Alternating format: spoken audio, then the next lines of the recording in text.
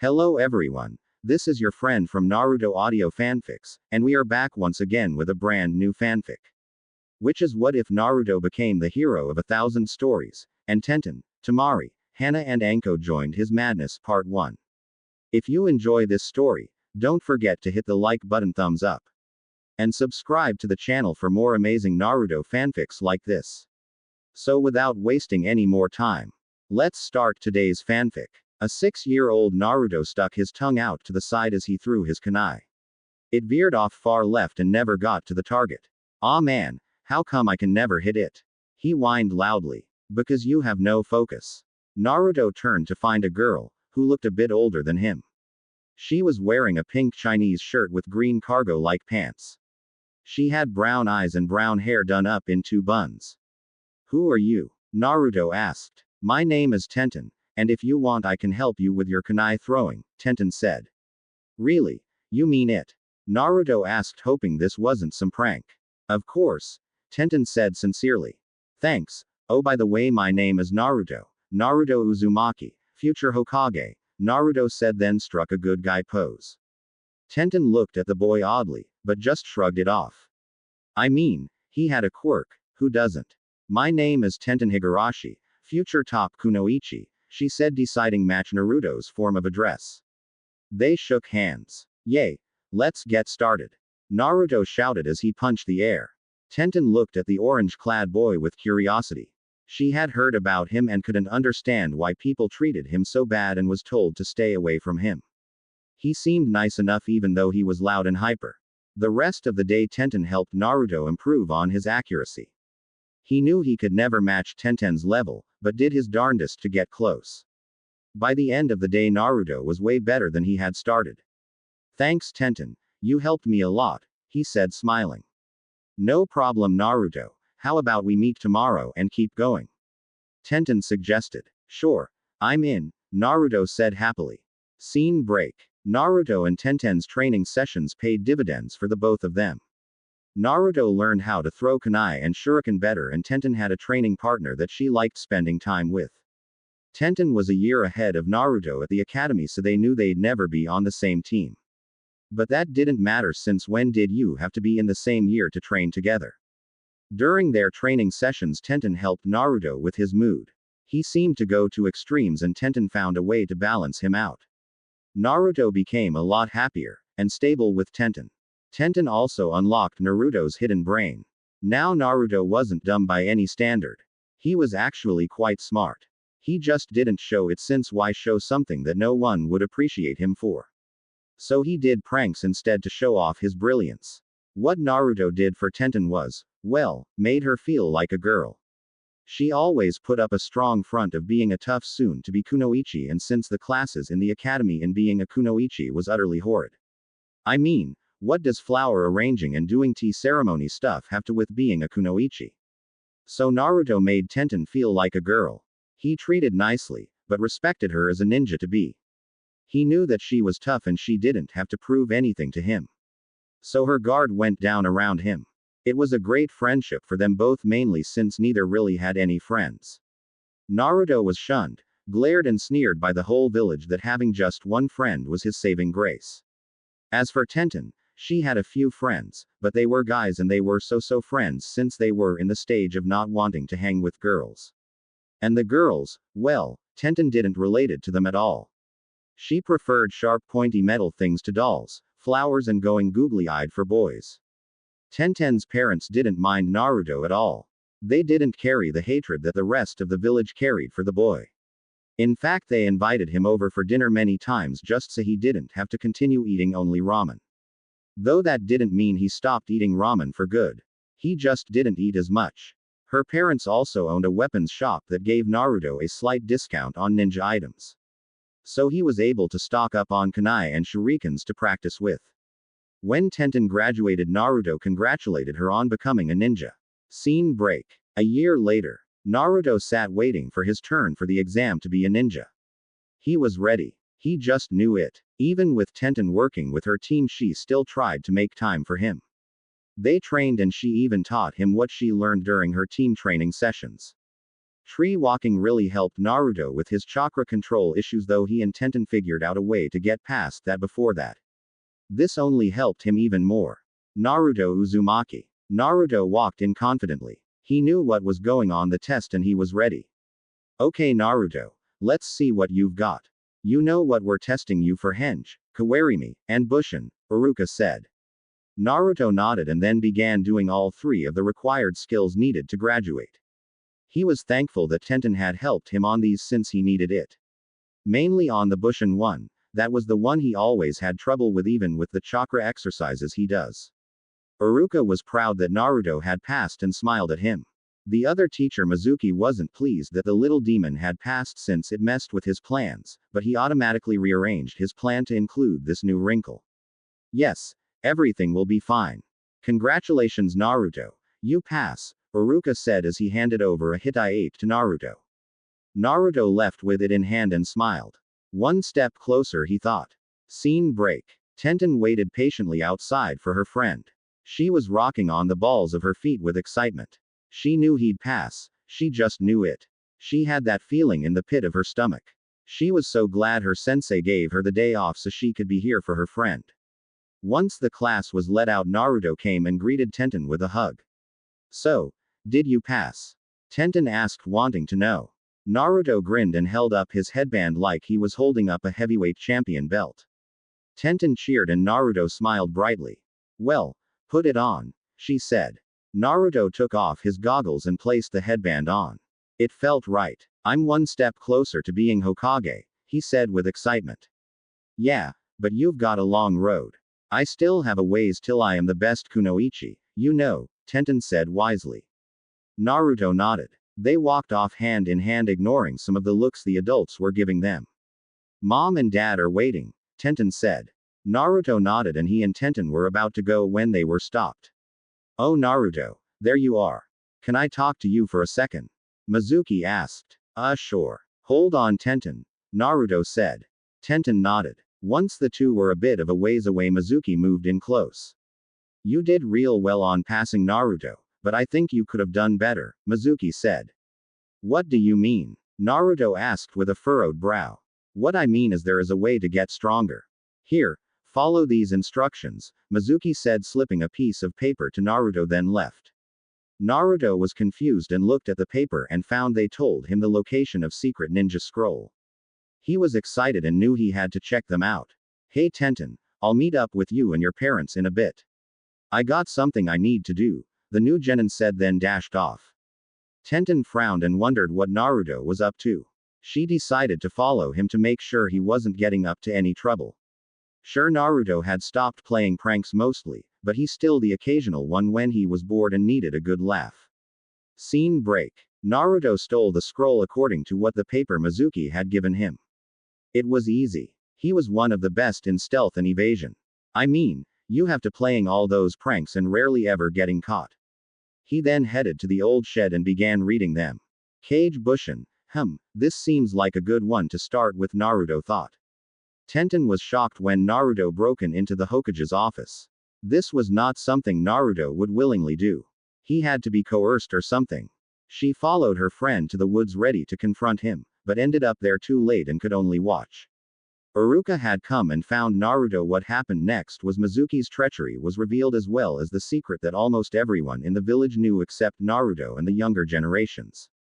He housed the nine-tailed demon. This was shocking to Naruto, but he now knew why everyone hated him. What happened after that was Mizuki attacking, but was stopped by Tenten appearing. She wasn't about to let her friend get hurt. Fox or no fox, Naruto showed off his brand new technique and seriously beat Mizuki to a pulp. Afterwards he cried into Tenten's arms. When Naruto was finished, she led him and an injured Iruka, who protected Naruto when Mizuki tried to kill him with a windmill shuriken. The Hokage thanked Naruto for stopping a Rouge ninja and Naruto returned the scroll apologizing for what he had done. The Hokage just smiled and patted Naruto on the head. Tenten brought Naruto back to her house where her parents were waiting. Scene break. At Tenten's, though it was real late, there was a small party for Naruto making ninja. Tenten's dad gave Naruto a brand new set of kunai and shurikens along with sharpening stone and polish. Tenten's mom gave Naruto a new outfit more befitting of a ninja. The outfit consisted of black cargo pants that were designed to hold many ninja weapons as well as scrolls and such. He had a strong wire mesh top underneath a dark orange shirt. It was covered with a green coat with a swirl emblem on his left shoulder. There were seals embedded into the clothes with seals that fixed the clothing if it was ruined during a fight as well as cleaning tags too. Naruto also got a couple sets of the same clothes for when he needed them. Naruto was overwhelmed by it all since he never really got anything before. He thanked them profusely for the gifts and promised to take care of them. Tenten's gift was a katana she made for Naruto. She had been training Naruto in use of kenjutsu during their training sessions and Naruto was pretty good at it. He took the offered weapon and hugged his friend tightly. She returned the hug just as tightly. Since it was late, they only had a small time for the party and then they all went to bed. Naruto slept in the small spare room next to Tenten's that he occupied time to time. Scene break. A few days later. Naruto was bored out of his mind. The other new teams have already left, leaving him with his two fellow teammates and no teacher. The two others was one Sakura Haruno, fangirl of Sasuke Uchiha and the top of her class and his former crush. Then there was Sasuke Uchiha, who ranks the top of the entire class and the brooding duck-butt-haired boy. That was pretty much what he knew about his two new teammates and he didn't think he'd learn much more of them. Soon the door slid open revealing a man with silver gravity-defying hair. His Hidaite was coving one eye and a mask that covered the lower part of his face. At first blush I can say that I don't like you. Meet me up on the roof, he said. With that he left and his three new students followed him. Once on the roof they sat and waited. Okay. To start, why don't we get to know one another a little better? What your likes are, your dislikes, your hobbies, your dreams. That kind of thing, Kakashi said in a bored tone. What about you, sensei? We don't know you at all, Sakura said. Fine, my name is Kakashi Hatake. I have very few likes and dislikes, my hobbies are none of your business and my dreams are private, Kakashi said. Gee, that helps us so much, Naruto said sarcastically. How about you go next, Pinky, Kakashi said. My name is Sakura Haruno. My likes are, she glances over at Sasuke with hearts in her eyes. My dislikes are Ino Pig. My dreams are, again she glances over at Sasuke, and my hobbies are. Great. A fangirl. Why oh why did I have to get a fangirl, Kakashi thought with a grumble. You next, Mr. Emo, Kakashi said. My name is Sasuke Uchiha. I have few likes and more dislikes. I have really no hobbies and my dream is to get stronger to kill a guy and avenge my clan, Sasuke said in his typical brooding emo tone. Sasuke is so cool, Sakura thought. Great, an avenger. Just what I need, Kakashi thought. Okay, Blondie with the katana on your back, you're up, Kakashi said. My name is Naruto Uzumaki. My likes are training with my best friend Tenten, eating ramen and having dinner with Tenten's parents. My dislikes are people who are closed-minded, people who are snobs. My hobbies are training with Tenten, eating ramen and playing the occasional prank, and my dream is to be the next Hokage, Naruto said. Sasuke snorted when he heard Naruto's dream. Sakura ignored Naruto. Kakashi couldn't help but smile. Naruto was the most normal out of the three he had. Maybe this might not be a total waste. Okay. Tomorrow you'll have a test. If you pass then you'll be Genin, he said. But I thought we are already Genin. Sakura asked. Yes, but this test will see if you are ready to be Genin. Just to warn you though, there is a 66% chance of passing this. Be at the training ground 7 at 5. Oh, and I suggest you don't eat because you'll just throw it up, Kakashi said. They jumped off the roof. The three Genin glanced at one another wondering what kind of test they'd be taking. Scene break. So what do you think of your teammates? Tenten asked. She and Naruto were wandering around after Naruto's meeting. Tenten had a day off from her team training and missions. They're okay. Sasuke or duck butt. He has a big chip on his shoulder and very moody guy, but I think he is a good fighter, Naruto said.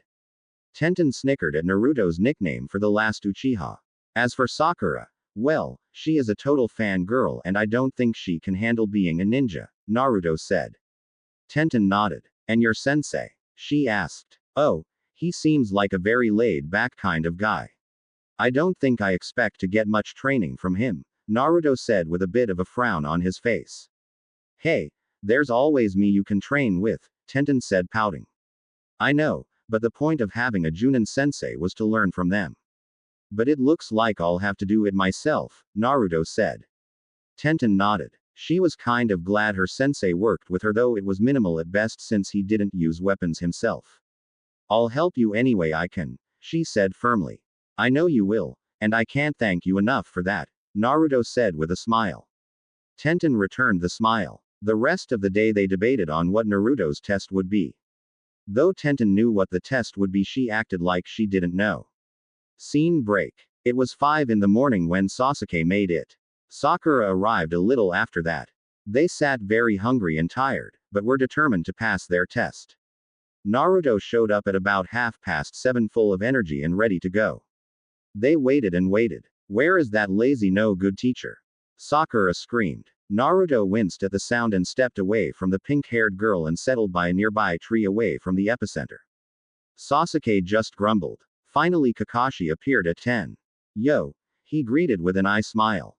You're late. Sakura screamed. Sorry, a black cat crossed my path and I had to find another way, Kakashi lamely excused.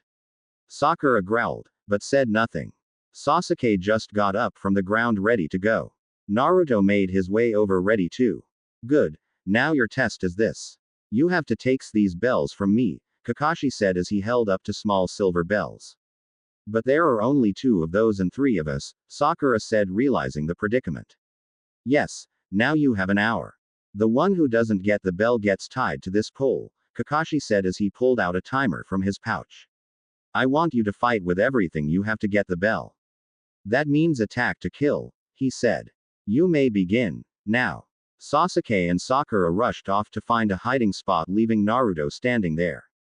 Shouldn't you be hiding like the rest of your team? Kakashi asked. I should, but then that's what you want, isn't it? Naruto asked. Why do you mean? Kakashi asked. Simple, this is supposed to test how well we work as a team, Naruto said. Kakashi was amazed. Naruto was a lot of a heck smarter than what his academy grades said he was. He chuckled mentally. The boy was already a great ninja. Hide your talents from everyone to underestimate you. The Junin wondered what other tricks Naruto had up his sleeve, like can the boy actually use that katana on his back? So, what are you going to do? The Junin asked. Well, Sasuke is too stuck up to even consider to helping a dead last, like me, and Sakura would rather help her beloved Sasuke than assist me, Naruto said. So what's your plan? Kakashi asked curiously. Do nothing, Naruto said. Kakashi was surprised. Scene break. Sasuke was wondering what that loser was doing since he had done nothing, but seemed to talk to their teacher. It didn't really matter since he was an Uchiha, he needed no help whatsoever. After seeing the dead last walk away, he launched out of his hiding spot and attacked Kakashi. Kakashi easily dodged Sasuke's blitz attack. Soon Sasuke was throwing punches and kicks at Kakashi, with the Junin dodging them all and even pulling out an orange book to read.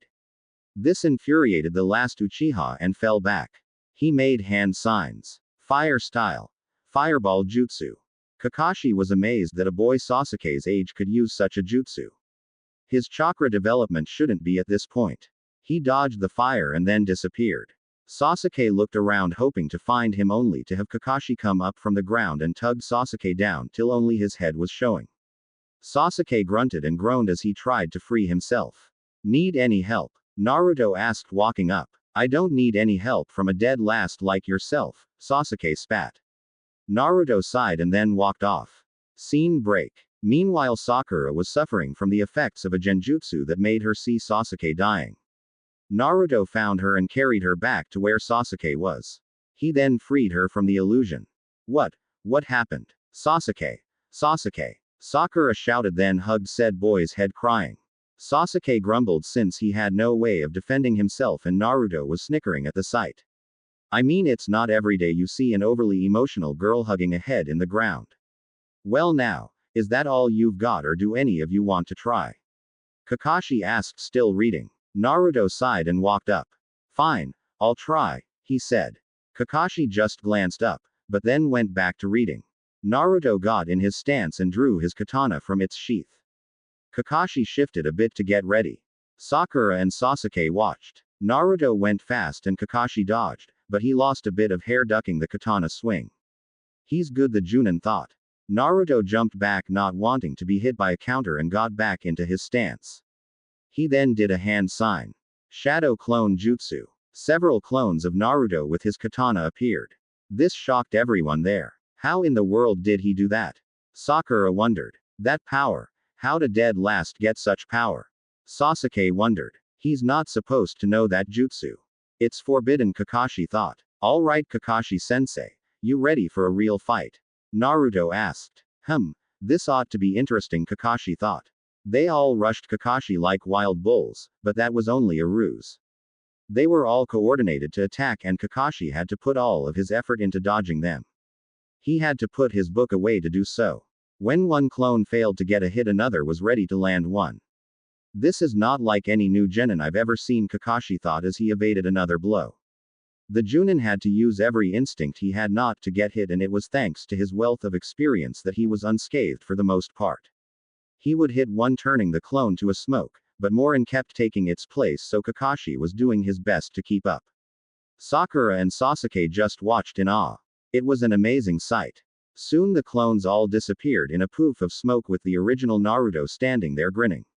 Had enough? The blonde asked. Kakashi was panting. You are good, I'll admit that, but you've yet to get the bells, he said. Really? Then what are these? Naruto asked as he dangled the two bells in his hand. Kakashi was shocked and checked his hip and found the bells gone. Clever. Very clever. He used his clones to distract me while he grabbed the bells. Now that is teamwork, though he only used himself, the Junin thought.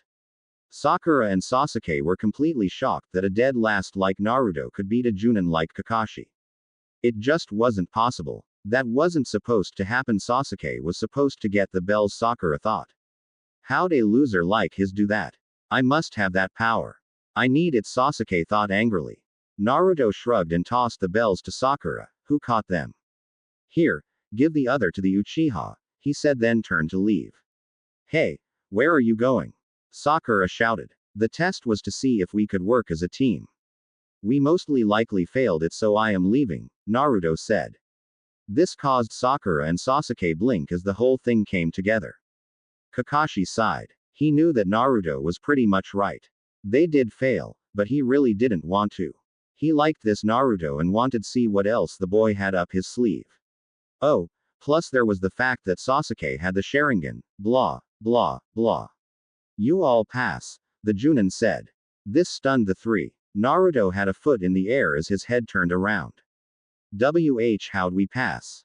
He asked, totally perplexed. Simple. You may have done the task by yourself, but you gave the bells to your teammates, leaving you nothing. That is what means to be on a team. Sometimes you have to sacrifice something for your teammates, Kakashi said, then walked over to the stone. You know what this is? Yeah, it's the memorial stone where the names of all Leaf Shinobi who've died are put on, Naruto said. Yes, many of my friends' names are on this stone. Remember this. Ninjas who disobey orders are trash, but ninjas who abandon their comrades are worse than trash, Kakashi said seriously. Naruto nodded, taking the words to heart. Scene break. Tenten was very happy that Naruto passed and he and his team were now going to take missions. She did warn him though that the missions he'd do were pretty dumb. Dog walking, catching a cat, weeding gardens, babysitting, carrying groceries. Those were the kinds of missions he'd get. Naruto was upset and disappointed upon hearing this, but Tenten told him that every ninja started like this. They had to start at the bottom before making their way to the top. So when Naruto started the missions, he took them without grumbling. Well, he grumbled, but internally. Sasuke was angry. These stupid missions did nothing for him. They provided no challenge at all. How was he supposed to gain power and kill his brother when they were pulling weeds or cleaning up trash in the park? Sakura didn't mind the menial work since she got a lot of time staring at Sasuke. Plus, there wasn't a whole lot of effort needed to do these things at all. That was fine for her. Kakashi just chuckled as he watched his team worked on these missions. He just read the whole time till they were done. It was about a few weeks into the and Naruto was now a bit annoyed. He had learned nothing from Kakashi. Though he knew that this would happen, it didn't mean it made him okay with it. So on a day when finally Kakashi showed up late as usual, Naruto had a question. "Hey Kakashi-sensei, when are you going to teach us anything?" he asked. "What do you want me to teach you?" Kakashi asked. "Well, I need some work on my taijutsu. Mine isn't very good yet. I also need help on my ninjutsu too. I have no ability in genjutsu," Naruto said. Kakashi thought then nodded. "Okay. How about you two?" he asked Sasuke and Sakura. I am okay with anything Sasuke chooses," Sakura said. Naruto and Kakashi rolled their eyes at this. Well, Naruto rolled his eyes and Kakashi rolled his eye. "Teach me some powerful jutsu," Sasuke said. Kakashi sighed. "Fine. Come with me," he said. Thus started the training of Team 7. Kakashi trained them. He started with the tree walking exercise and was surprised when Naruto could do it effortlessly. The one-eyed ninja just shook his head. "I've got to learn never to predict what this boy can and cannot do," Kakashi thought. Sasuke was angry. If the loser could do it so easily, then he could do it flawlessly. He ran up the tree only to fall on his head. Sakura ran over to help him, but was pushed away. "You've got to put chakra into the soles of your feet, Sasuke. You also have to determine how much to put in, since if you put in too much you'll step through the tree and get propelled off the tree, and too little and you fall," Naruto said from a high branch. Sasuke growled. How dare a loser lecture him? Kakashi smiled. He couldn't explain it any better. "Well, you heard the man, now get to work," he said. Sakura was second in getting the tree walking, though that was because she had small chakra reserves to start with. Both Naruto and Kakashi both came to the conclusion that the girl needed to expand those reserves if she was going to be a capable shinobi. So Kakashi had Sakura run up and down the tree till she tired herself out. Sasuke was having trouble, but refused any help whatsoever. He would get higher each time, but never would he get to Naruto's level. This angered the boy. Naruto was ahead of him, and that wouldn't sit right with the last Uchiha. As Sasuke and Sakura worked, Kakashi took Naruto aside and helped with Naruto's taijutsu. The Junin found Naruto was pretty good already and learned it was because of his training with Tenten. Kakashi knew he needed to talk to this Tenten to learn what the two have been working on, so that would give his a better assessment on where Naruto's skills were. After a few lessons, Naruto was getting better in taijutsu. Kakashi also got Naruto started on water walking, since that would help increase his chakra control even more. The boy had drive and Kakashi admired that. Scene break. There was a rhythmic thump, thump, thump that was followed by short grunts after each thump. Tenten was throwing kunais and shurikens at her targets, getting bull's eyes each time. She was training even after her team's training session. What she didn't see was a figure watching from the trees, watching her intently. Tenten had just finished when she felt something behind her. She spun around with kunai in hand, but felt her wrist being grabbed and she froze. "Nice reflexes," Kakashi commented. Thanks. Who are you?" Tenten asked, confused. "My name is Kakashi," Kakashi said. "Oh, so you're Naruto's sensei," Tenten said, relaxing. Kakashi nodded and let go of Tenten's wrist. Tenten placed her kunai away. "Is there something you want, Kakashi?" she asked. "Yes, I know you and Naruto train, and I was wondering if you could give me an assessment on his skills," Kakashi said. Tenten had to blink. A Junin was asking her opinion on something. This was new. But Tenten decided to be honest and told Kakashi what she and Naruto trained in, though she never gave away any of Naruto's secrets. She knew that a ninja needs every advantage that they possessed, so she kept her analyst of Naruto pretty generic. Kakashi listened, even knowing that she wasn't telling the whole truth. He didn't care. He just needed a basis to work from. "Thank you for your help. Now I know what I can help Naruto work on," Kakashi said. Tenten nodded. "Kakashi, my eternal rival, whatever are you doing with my youthful student?" Kakashi groaned. Why'd God have to curse him so? Soon a man somewhat taller than Kakashi appeared. He had a bowl cut and big bushy eyebrows. He wore a green spandex suit with orange leg warmers. He had a huge grin on his face. "Guy-sensei, what are you doing here?" Tenten asked, though she had groaned along with Kakashi upon hearing Guy's voice. "Well, Tenten, I came to tell you we have a very youthful mission tomorrow and you'll need to meet the rest of the team by the north gate at 9, Guy said. "Okay, Guy-sensei, Tomorrow at 9, Tenten said, ignoring the word youthful. Guy nodded, then turned to Kakashi. One of my students, Naruto, has been training with Tenten here for the past couple of years, and I came here to ask her about what kind of training they've done so I don't overlap, Kakashi said. I see. Well then, I see that your student's flames of youth burns as brightly as Tenten's. She is one of the best Kunouchi I have seen, and it must be because of your student's flames of youth shining upon her, Guy said. Tenten blushed at hearing this. Kakashi just blinked and sighed. Even after all these years of knowing Guy, he still didn't understand half of what he said at times. I must go. Thank you again, Tenten, for your help, the masked Junin said, then left, not wanting to deal with Guy for much longer. I got to go too, Guy-sensei. I should pack for the mission, Tenten said. Yes, go, and may your flames of youth burn forever bright. Guy shouted. Tenten ran away as fast as she could. 5-year-olds Naruto Uzumaki and Tenten were in the middle of packing.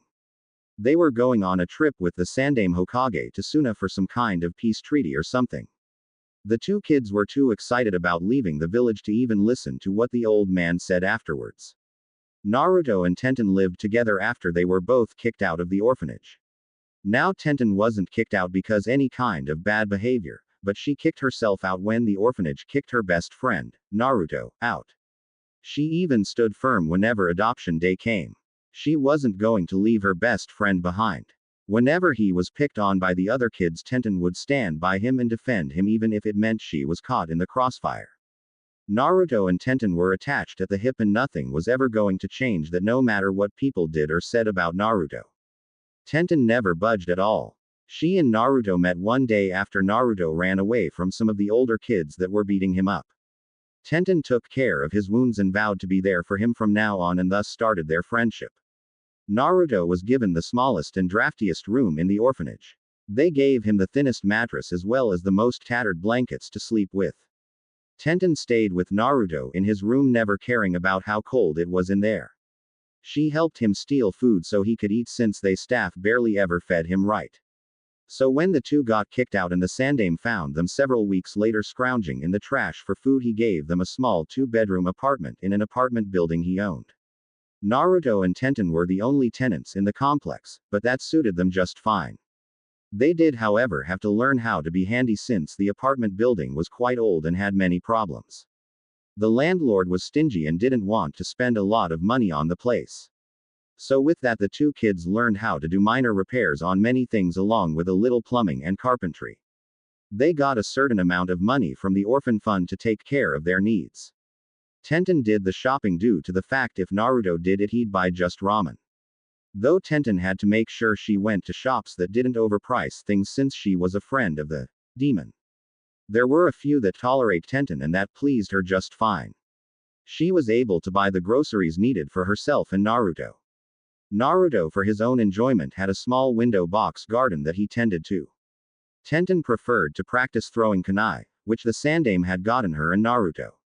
Naruto wasn't much of a housekeeper, and that meant Tenten had to take on the role and made sure Naruto cleaned up after himself. Sure, they had their fights with one another about cleaning up the place, but in the end always made up and worked together to clean whatever mess they had. Naruto, are you sure you have everything packed? Tenten asked. Of course, Tenten, Naruto said confidently. Really then? Let's take a look, Tenten said. What? Naruto exclaimed. Before he could stop her, Tenten looked through Naruto's pack and frowned. The boy sure didn't know what to really pack. She sighed and dumped out everything out and packed for him. Hey, I had that done, Naruto whined. A pack full of ramen cups with only 2 pairs of clothes isn't the correct way to pack, Tenten said in a chiding tone. Naruto pouted. So Tenten got to work packing the proper things Naruto needed. She sometimes felt like she was as much a mother to Naruto as a best friend at times. She had to make sure Naruto ate well enough and not just eat ramen all the time. He seemed to have an unhealthy obsession with noodle and broth concoction. She limited him to going to Ichiraku's only 3 times a week. She wanted to limit down ever further, but in the end they compromised. If Naruto ate more non-ramen foods, then he could have ramen 3 times at Ichiraku's. There, now you are packed, she said, wiping her brow as she finished packing Naruto's pack the right way. Yeah, I am packed, can we eat now? Naruto asked, holding his grumbling stomach. Tenten sighed. Fine. But no ramen, she said. Naruto pouted for being denied what he deemed food of the gods. Scene break. Naruto was a bundle of energy and would have ran circles around the Sandame, the Anbu guard and Tenten if it weren't for Tenten reining him a bit. It took 2 weeks for them to get to Suna since they had to cross the desert and neither Tenten nor Naruto had ever been in such heat. Naruto complained about the heat and sand for a while till Tenten threatened to gag him with the very sand around them, which made him shut his mouth and complain in his mind for the rest of the time. He knew very well that pissing off Tenten wasn't a smart idea at all. Sadly, he learned this lesson the hard way, with Tenten unleashing her wrath upon him and him fleeing for his life. When they got to Suna, they went through the gates after showing the guards their passes, then headed to the Cage Tower. There they met the Cage. To the shock of the Hokage and Anbu escort, Naruto bowed respectfully to the Cage. This was shocking since Naruto rarely if ever showed any respect to anyone really. Tenten knew Naruto had manners, he just rarely showed them to anyone. It is nice to meet you both. These are my children, the Cage gesturing to the 3 kids standing behind him. Now, Lord Hokage, I believe we have an alliance to renew. Yes we do, the Hokage said with a nod. The 2 cages headed to the council chambers while the 5 kids went off to have fun. My name is Naruto Uzumaki, Naruto said with pride. Tenten sighed and shook her head at her friend's enthusiasm. My name is Tenten, she said. My name is Temari, this is Kankuro and Gaara, Temari said. Temari was the eldest of the 3 siblings. She had dirty blonde hair, which she wore in 4 ponytails with green eyes. To her right was Kankuro, the middle sibling. He wore an odd cat suit that had small points that looked like ears. He wore makeup. Wore paint on his face. Last was Gaara, the youngest. He had short red hair and a blank look. He had dark circles under his eyes. It's nice to meet ya. Why are you wearing your sister's makeup and where is the nearest ramen stand? Naruto asked. It's not makeup, it's war paint. Kankuro shouted. Temari giggled at this since it was true that Kankuro would steal her makeup at times when he needed that perfect color. Tenten giggled, then smacked Naruto in the back of the head, causing Naruto to rub the wounded spot. Why'd you do that, Tenten? He whined. Because we're not going to spend all day eating ramen. We should take in the sights, Tenten said. Naruto grumbled a bit. A small chuckle was heard and everyone turned. They found the source of the chuckle was coming from Gaara. Temari and Kankuro were shocked since they never heard any kind of amusement from their little brother before. Heck, they never saw their youngest brother show any emotion really at all. He usually kept a blank face and said very little. If you wish to see some sights, then allow me to show you, Gaara said politely. Tenten smiled and nodded, with Naruto following suit. Gaara led Naruto and Tenten with his 2 elder siblings, wondering what changed their brother. As Gaara showed Naruto and Tenten around and told them about certain spots, they all got to know one another. Temari latched onto Tenten since she didn't have many female friends at all, with being the daughter of the Cage and having a brother like Gaara, who was called a demon around the village. Not many other girls wanted to hang out with her. Tenten was the same, though she had no female friends due to her association with Naruto and that she hated how girly the girls her age were. Kankuro kept wondering what was going with his little brother. Gaara seemed to open up to Naruto and they found an instant connection with one another. Tenten saw this and smiled. She knew Naruto had an amazing ability to make friends with just about anyone. It was one of his gifts. In the end, the 5 kids became friends with one another and they just knew that this friendship would last. Scene break. A couple of weeks later, the Hokage, Hiruzen Sarutobi, and Cage, Kenshi Sabaku, were taking a break from renewing their alliance between their respective villages. It was slow going since the Suna Council was dragging it out as much as they could. Both leaders were tired and annoyed by the council's behavior, and it took all of their patience and willpower not to kill them all. Tell me, Lord Hokage, the boy you brought. He wouldn't be the Minato Namikaze's son, would he? Kenshi asked. Hiruzen nearly choked on the tea he was drinking. He knew the Cage was smart, but he didn't think he would figure that out. You didn't become a Cage of a village by just strength alone. What makes you ask that? The leader of the Leaf Village asked. It's just that he looks very much like the Namikaze. Take away those whisker marks and he's a miniature version of Namikaze, Kenshi said casually. Hiruzen had to think carefully about what he'd say next. I am also asking since he and I have a contract with one another. Our children are supposed to be engaged to one another, Kenshi said. Shit. Minato, what have you saddled me with? Hiruzen thought. Here's the contract for you to see, Kenshi said as he pulled scroll from his pocket. Hiruzen read it and found it was legit. He now had to wonder what to do next. He could ignore this, but what would the consequences be?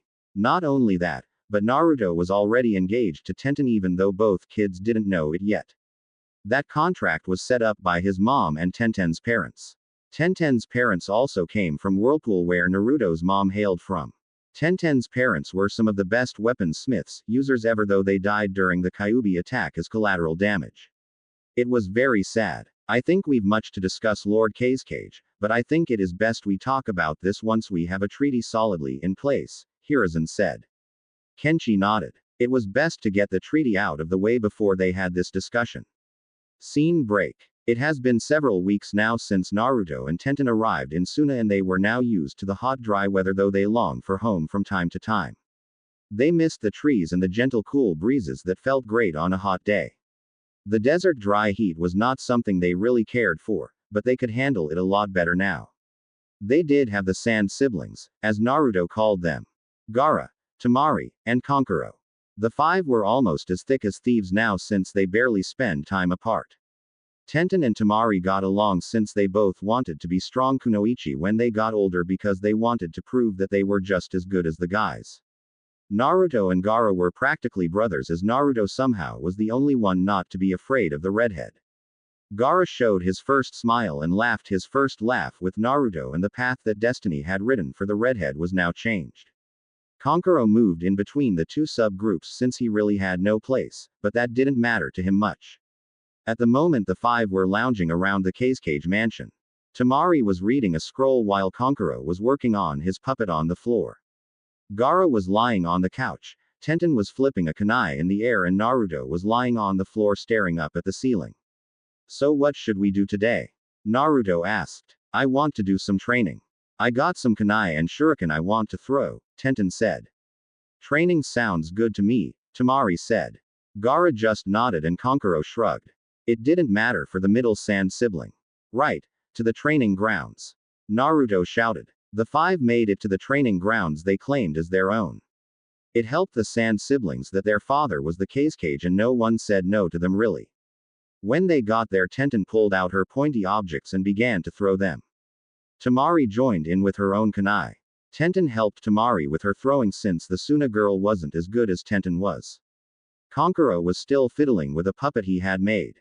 Though it was crude, it was his first puppet he had ever made and wanted to try it out. He was still trying to figure out the kinds of weapons to use. He couldn't add poisons in yet since he could get his hands on any. Plus he didn't know much about poisons either. Naruto and Gaara decided to have a little taijutsu spar. The two didn't really know any kind of style or form of fighting. They just went at it though made sure not to really hurt the other. You've gotten better Gaara, Naruto commented. So have you Naruto, Gaara said as he dodged another punch. Though Gaara had his sand to protect him he didn't want to rely on it so much. Thus when he sparred he kept his sand use to a minimum as much as he could and worked on evasion and dodging as well as close range attacks. He knew that his sand could be disabled by the use of water and didn't want to become dependent on it. The Anbu watching them smiled under his mask. The five would be very strong shinobi no doubt. Scene break. Finally the treaty was near completion. It took longer than what both rulers had thought it would take since the council was dragging their wrinkled old feet every step of the way wanting more and more out of the treaty than what Konoha would allow. But now there was a proposal that would work for both villages. Lord Hokage, I believe it is time we continue what we were discussing beforehand, Kenshi said. Yes, I suppose so, Hiruzen said with a heavy sigh. The two leaders sat down and took the cups of tea they were served. I must first tell you that what I am about to tell you is very secret and not many know about this and I fear what will happen if it leaks out, Hiruzen said seriously. Kenshi nodded. He understood the gravity of the topic that was to be discussed. You have my word that I will be the only one to know. Though I believe I will need to tell my daughter since it involves her as well as her two brothers, he said. That is fine as long as it doesn't go any further than just them, Hiruzen said with a nod. Kenshi nodded also. Good, Hiruzen said. He then told Kenshi all. How the Kyuubi was sealed inside Naruto and how Naruto is not only the heir to the Namikaze clan, but the Uzumaki clan and how he already has a betroth for the Uzumaki side. Kenshi listened shocked and amazed that the boy came from two very powerful shinobi. The lad was going to be a terror to his enemies once he gets older. Not to mention a great ally to those he sided with. Well, this is much more than I ever expected, but I feel I must tell you that my youngest, Gaara, also houses a Biju too. The one-tail Shukaku, Kenshi said. Hiruzen was shocked. Though he knew Suna did have a Biju of their own, he didn't think they would have in a child, let alone in the Kage's very own son. I was against this if you must know, but the damn council forced me into it, Kenshi spat. Hiruzen nodded. He understood the pressures of the council. He had to fight tooth and nail to keep Naruto from being executed after the sealing, and then he had to fight to keep Naruto from being turned into a weapon. Heck, he's still fighting both battles every day. Now that we've relieved our burdens, I think it is time we find a way to make this work, Hiruzen said. Yes, this canon will strengthen the bonds between villages, Kenshi said with a nod. So the two Kages began discussing a plan involving the future of the 5 kids. Scene break. The 5 kids stood in the Kage's office all wondering what was going on. Naruto was more verbal in his curiosity and Tenten had to silence him before he drove them all crazy with his guesses. The Sand siblings all silently thanked Tenten for this. They all liked Naruto, but he could be a pain sometimes. I am so glad you all could make it, Kenshi said sitting down at his desk. Hiruzen was sitting in a guest chair and smiled his grandfather smile at the 5 kids. Now, before we start, we both want to stress on how important what we're about to tell you and make sure you understand that this is very secret and cannot be told by anyone else, Kenshi said seriously. The Sand siblings nodded. They understood totally. As for Naruto and Tenten, well, they were confused. What would happen if we told? Naruto asked. Usually the penalty is death, Kenshi said plainly. Naruto paled and gulped. He now knew how serious this was. He may not be the brightest bulb, but he understood enough, mainly thanks to Tenten hammering it into him. Tenten hearing this nodded, though she was a bit pale too. Good, Lord Hokage, Kenshi said, nodding his head to his fellow leader. Naruto, I was going to tell you this once you reached the rank of Junin, or at least Chunin, since I felt that you'd be strong enough by then, but certain things have made me move up my schedule. I know who your parents are, Hiruzen said. Naruto's eyes widened and he felt Tenten grab his hand to calm him. Who are they? He asked in a small voice. Their names were Minato Namikaze and Kushina Uzumaki, Hiruzen said. Tenten's mind worked fast as she tried to place the two new names. It was like a lightning strike, it came to her that fast. You mean to say Naruto's dad was the 4th Hokage, also known as the Yellow Flash, and his mom was the red hot-blooded Hanabaro? Tenten exclaimed. Yes, that is correct, Hiruzen said. The Sand siblings were shocked and looked at Naruto, since they didn't think that he'd be related to two of the greatest shinobis that Konoha had ever had. Naruto was just plain shocked. He knew his parents' names and the fact that they were so famous. He didn't know what to say. But that isn't all, I am afraid. The history of the night the Kyuubi attacked is only partially right, Hiruzen said. What do you mean? Tenten asked, knowing the story. Due to the Kyuubi being made of pure chakra, there was no way of destroying it. So the Yondaime, Naruto's father, did the next best thing. He sealed it away into a newborn, Hiruzen said sadly. Somehow Naruto understood this right away.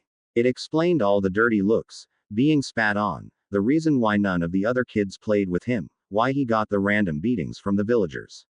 He held the Kyuubi. It's me, I hold the Kyuubi, the small blonde said softly. Yes, Naruto, but it wasn't something that your father wanted to do.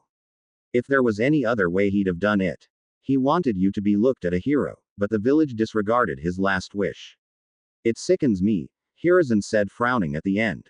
Naruto was about to open his mouth, but Tenten tightened the grip she had on Naruto's hand. Don't say it, Naruto. You aren't the Kyuubi at all. You are Naruto, my best friend, and nothing will change that. A kunai sealed in a scroll doesn't make it a kunai still. No matter what, Tenten said with tears in her eyes. Naruto looked at his best friend and hugged her. Tears were in his eyes as the two hugged one another. Soon they parted with Naruto whispering a thank you to Tenten. Tenten smiled at Naruto as she wiped her tears away. I am afraid that is not all. There is much more, Kenshi said, breaking the silence. Soon the five kids' world was rocked again. They found out about Gaara, and both of his siblings, Temari and Kankuro, stood by their little brother as he cried for probably the first time in a long time. There were hugs shared by the three siblings. Once those tears were dried up, the news about Temari's being engaged to Naruto was thrown out, with Tenten's engaged thrown in for good measure. Naruto's eyes were so wide they looked like they'd pop out of their sockets. Tenten was shocked. She had no idea about her parents except a few scrolls they left for her. They mainly told her about her heritage, but nothing in great detail, especially the fact she was engaged to her best friend. Temari was also shocked since she had no idea either. She didn't know really how to feel since she did like Naruto as a friend, but to find out he was going to be your future husband was a lot to take in.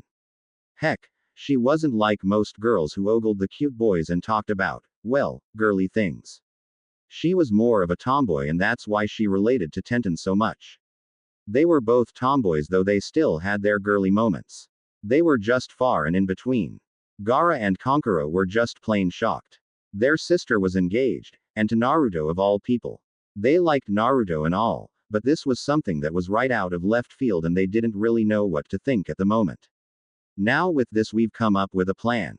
Though it will be very unusual and unheard of, we've decided to place the five of you in a team, Kenshi said. How can we be a team? I have always read that all shinobi teams are three-man teams except for certain missions, Tenten asked. That is true, it's highly unusual to have a five-man team. But this is a special case. We have decided on doing this for a few reasons. 1. We didn't want to split up the three siblings or split up Naruto and Tenten, so this was the compromise. Plus we wanted to have Naruto with both Tenten and Temari so he could get to know his two future wives. We've also decided to train you early.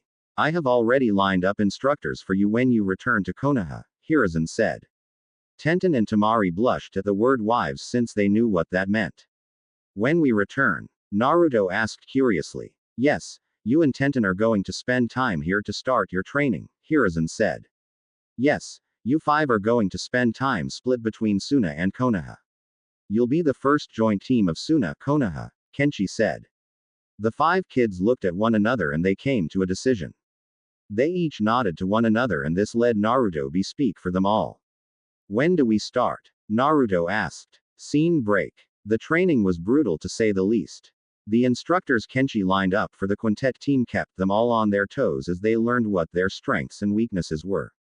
They also learned chakra controlling exercises, taijutsu, ninjutsu, genjutsu, and other shinobi skills they'd need. They also learned history, military tactics, and other special courses Kenshi had lined up for just the five. Now usually since they were still young they wouldn't be pushed too hard, but Kenshi and Hiruzen both agreed that this was needed for the five to become strong early. They had several plans for the Suna Konoha team. But they also knew that the five needed to be kids, so they made sure to give the 5 days off to relax and be their age. Gaara was long range and the main man on defense. His sand could be used to protect not only himself, but his teammates. He also could use his sand as an offensive weapon. What also happened was the great seal master Jiraiya of the legendary Sannin checked over Gaara's seal and reinforced it so Gaara would be more sane and be able to sleep now. It did make him have to relearn how to use his sand, which took some time since he had to focus harder when it came to using his sand than before. But it would soon become second nature to him like before. Kankuro learned the ways of puppets from Shio, who was the top authority in the art of puppetry. She hadn't trained a pupil since her own grandson, who was now a missing nin. But she was ordered to buy the cage and she had no choice. But she actually found new life with training Kankuro, his siblings along with Naruto and Tenten. They actually made her smile and her outlook on life became brighter, not so bitter. So Kankuro learned puppetry and became very proficient in it. He'd be another long-range fighter. Temari would also be a long-range fighter when she showed she had a wind affinity. She was given her mother's fan and learned many wind jutsus since they found she had a wind affinity. She also learned taijutsu to complement her skills with her fan since they drilled into that she might lose her fan in battle and needed to know how to defend herself without it. She learned taijutsu as well as ninjutsu using her fan and without. Tenten would be their support with her amazing accuracy with kunai and shuriken. Not only that, but she had amazing natural ability with kenjutsu. She was so good that it shocked the instructors. Though after learning about Tenten's parentage they understood. Tenten's parents were not only the best blacksmiths of Whirlpool, but the top of kenjutsu experts and were feared and revered. They could practically pick up any weapon and know how to use it in a few tries. It seemed that Tenten had inherited this ability from her parents. So Tenten's training was focused on learning more weapons, and along with that she learned fuinjutsu so she could carry all of her weapons without being slowed down. Jiraiya stayed a while to help Tenten with this since he was the master in this area. The budding weapons mistress also was taught taijutsu and ninjutsu so she had other skills to fall back on in case she needed it.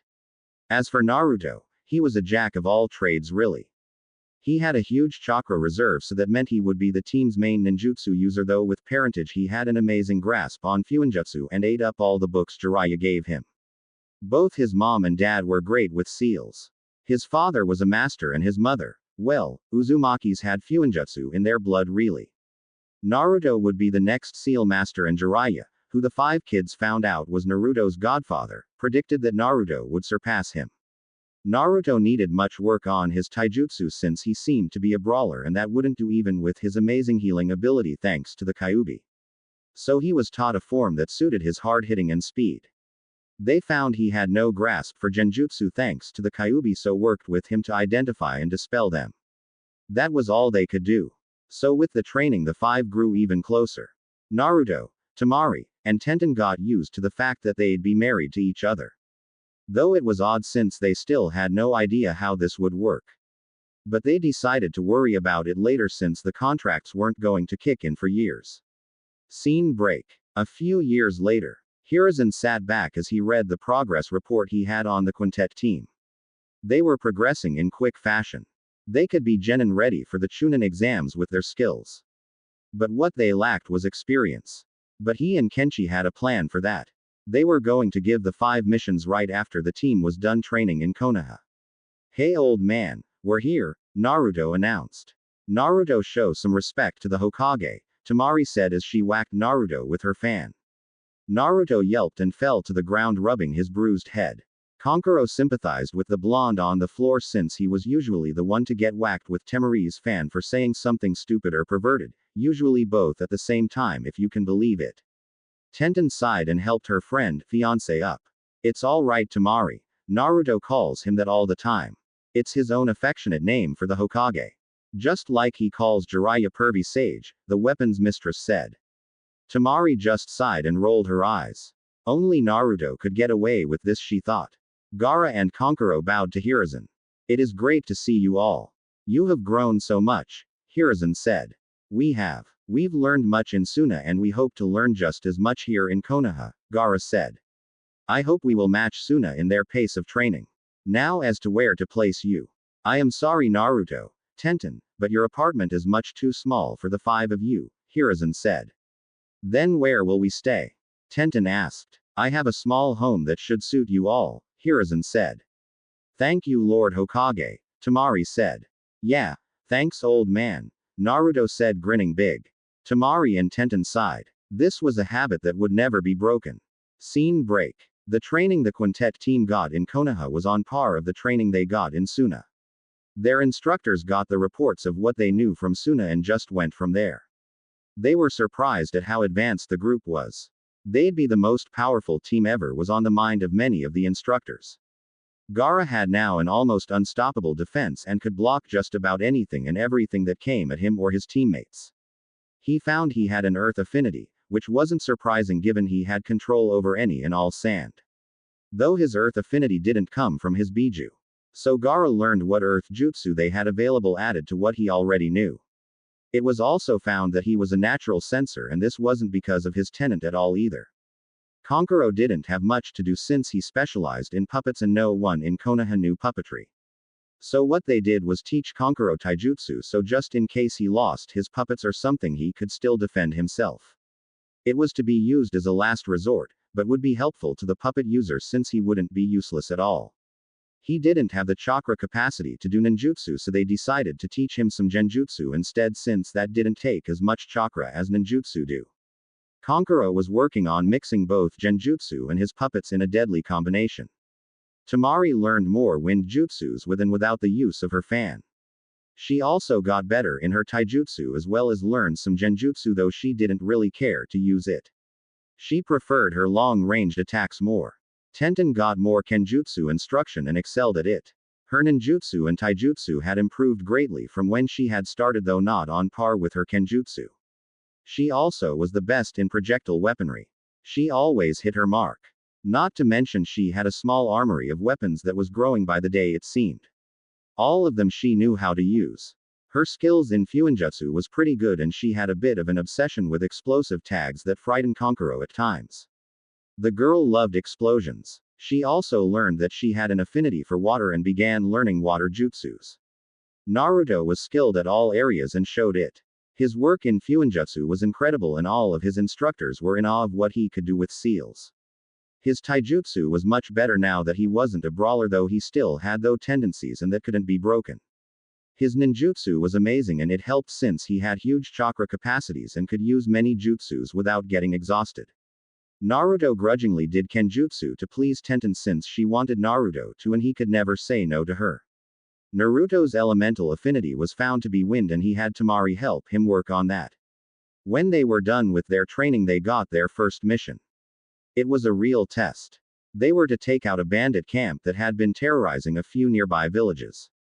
The new team's objective was to wipe the bandits out. That meant they'd be killing them. The team knew that as ninjas they'd have to do this, but they were hesitant. They were young, but both Hiruzen and Kenshi both knew they were ready for action. They felt that this was needed. To get the Five's first kill out of the way and deal with the emotional healing needed after, then deal with it later when they aren't as prepared. It was decided by both cages that the joint team would be labeled as Special Genin. A term they both made up. They'd be just above the regular Genin, but not high enough to be Chunin. It was the same as the Special Junin position. It would work with the special circumstances this team was made of. Before the team left on their first mission, they got their headbands to signify they were now shinobi. Their headbands had both the Suna and Konoha symbol on them. Scene break. Fox in position. Naruto said into his mic. Raccoon in position. I'll get you for that, Naruto, Gaara said. Make-up boy in position. I hate you, Naruto, Kankuro said. Panda in position, Tenten said. Windy in position, Temari said. Right, let's go, Naruto said. The five jumped from their positions around the bandit camp. There were 2 Junin there, one each from their respective villages, hidden just to make sure everything went all right, and if any trouble came about they'd step in. Naruto pulled out a katana from his back and slew what bandits he saw. Temari attacked from long range with her wind jutsus, as did Tenten with her kunai and shuriken. The two worked in tandem with one another. Temari's wind jutsus would help increase the power of Tenten's projectiles. Kankuro let out one of his puppet to play, and Gaara used his sand and crushed any bandit that got in his way. It didn't take long since they had the element of surprise on their side. Once done, they were tired and green in the face. All around them was dead bandits. They all threw up from the sight and smell of death they have wrought. The Junins watching over them felt for the team since they were so young to have killed, but knew they'd have to kill sooner or later. The 2 shinobi just hoped they wouldn't change too much and not for the worst. Scene break. After that, the team got more missions and were one of the best teams despite their young age. They had gotten over their horror of their first kills after some talks by some Junin along with the Hokage and Kazekage, who came to Konoha to check on the team. The combined effort of the 2 cages and the Junin telling them that they should fight for those they hold dear, not for power, not for greed, not for the fun of it, but to protect their precious people. This just drove them all to train harder and work harder to complete their missions. They got missions from both Suna and Konoha, and they had a great success rating. They now stood in the Hokage's office waiting for their next mission. It was decided that since Temari would be living with Naruto once they married, that meant the team would be solely based in Konoha, and the Kazekage would push Suna missions he wanted the team to do to Konoha. Though the team always had a place to stay in Suna if need be. Each of them had grown since they all looked like proud experienced shinobi. They were all now 12 to 14 years old. They were still special genin, but that was because they spent most of their time training and only just in the recent years became shinobi and special genin. They still had much to learn and both cages didn't want to push them through the ranks. Gaara wore a brown tunic that covered a mesh shirt with gray pants. He had a dark red practically burgundy long-sleeve shirt that was under his tunic. He had a black sash going around his waist. He carried a gourd on his back. He no longer had the dark circles under his eyes due to now being able to sleep at night. He kept his red hair short like he always did. Kankuro wore the same outfit really along with his war paint his main puppet on his back wrapped in bandages. He kept his other puppets in scrolls he carried. Temari wore a light blue battle kimono that covered a mesh shirt. Her battle fan was strapped to her back along with 2 mini fans on her sides. A gift from Naruto. Her hair done up the same with 4 pigtails. She also had shin guards on as well. Tenten wore a pink sleeveless Chinese shirt with green cargo pants. She had a weapons pouch on her right hip and had storage scrolls and seals hidden everywhere on her person. She had her katana on her back and her hair was done up like it always was. 2 buns. Naruto's outfit was drastically different. Due to his 2 fiancées pleading, he ditched his beloved orange jumpsuit. He now was wearing Anbu-style pants, a short-sleeved green shirt that covered a mesh shirt, and to top it off he wore a brown jacket with several pockets for him to carry scrolls in. On his back was a katana that Tenten insisted he buy. The sheath was actually built into the back of the jacket, though it could be removed if needed. His hair was as blonde, short and spiky as ever since both Tenten and Temari commented how they liked it like that.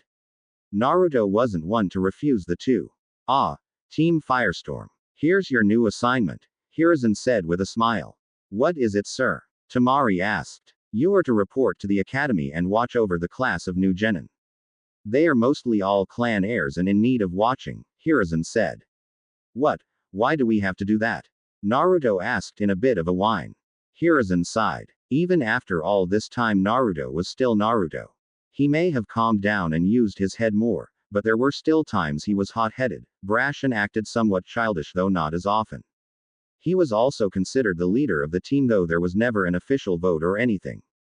It was just assumed. "Naruto, this is an assignment that I can only entrust to your team.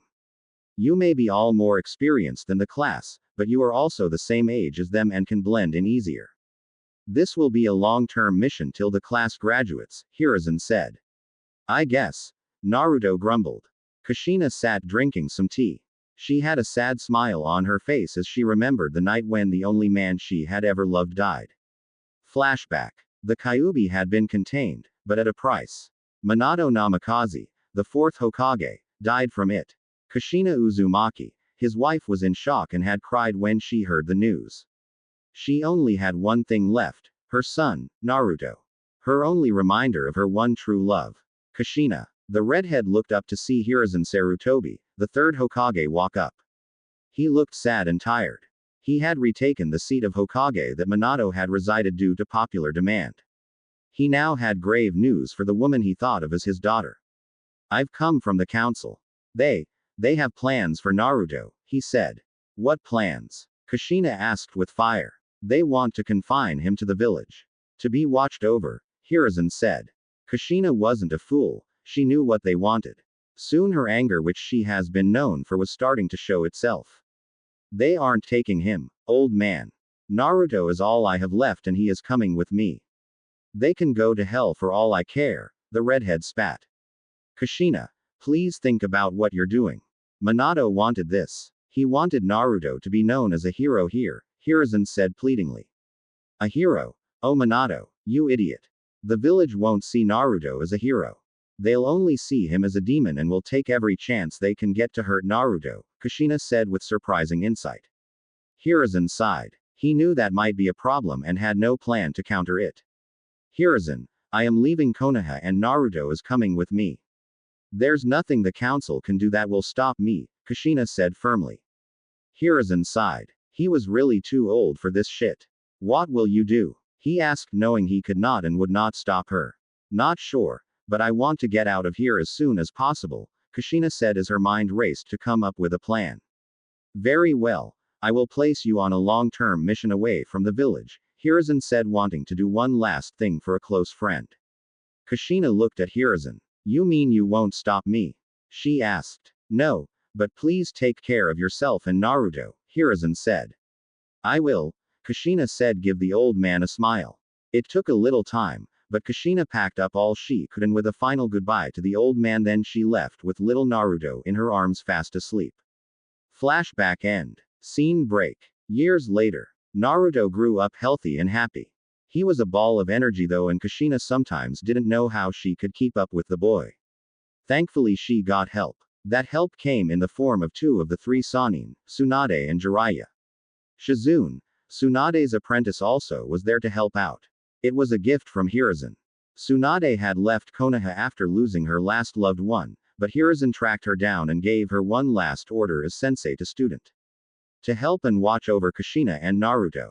Tsunade did so as a last request from her sensei. Jiraiya did since he was Naruto's godfather and would stop in once in a while when he was in the area.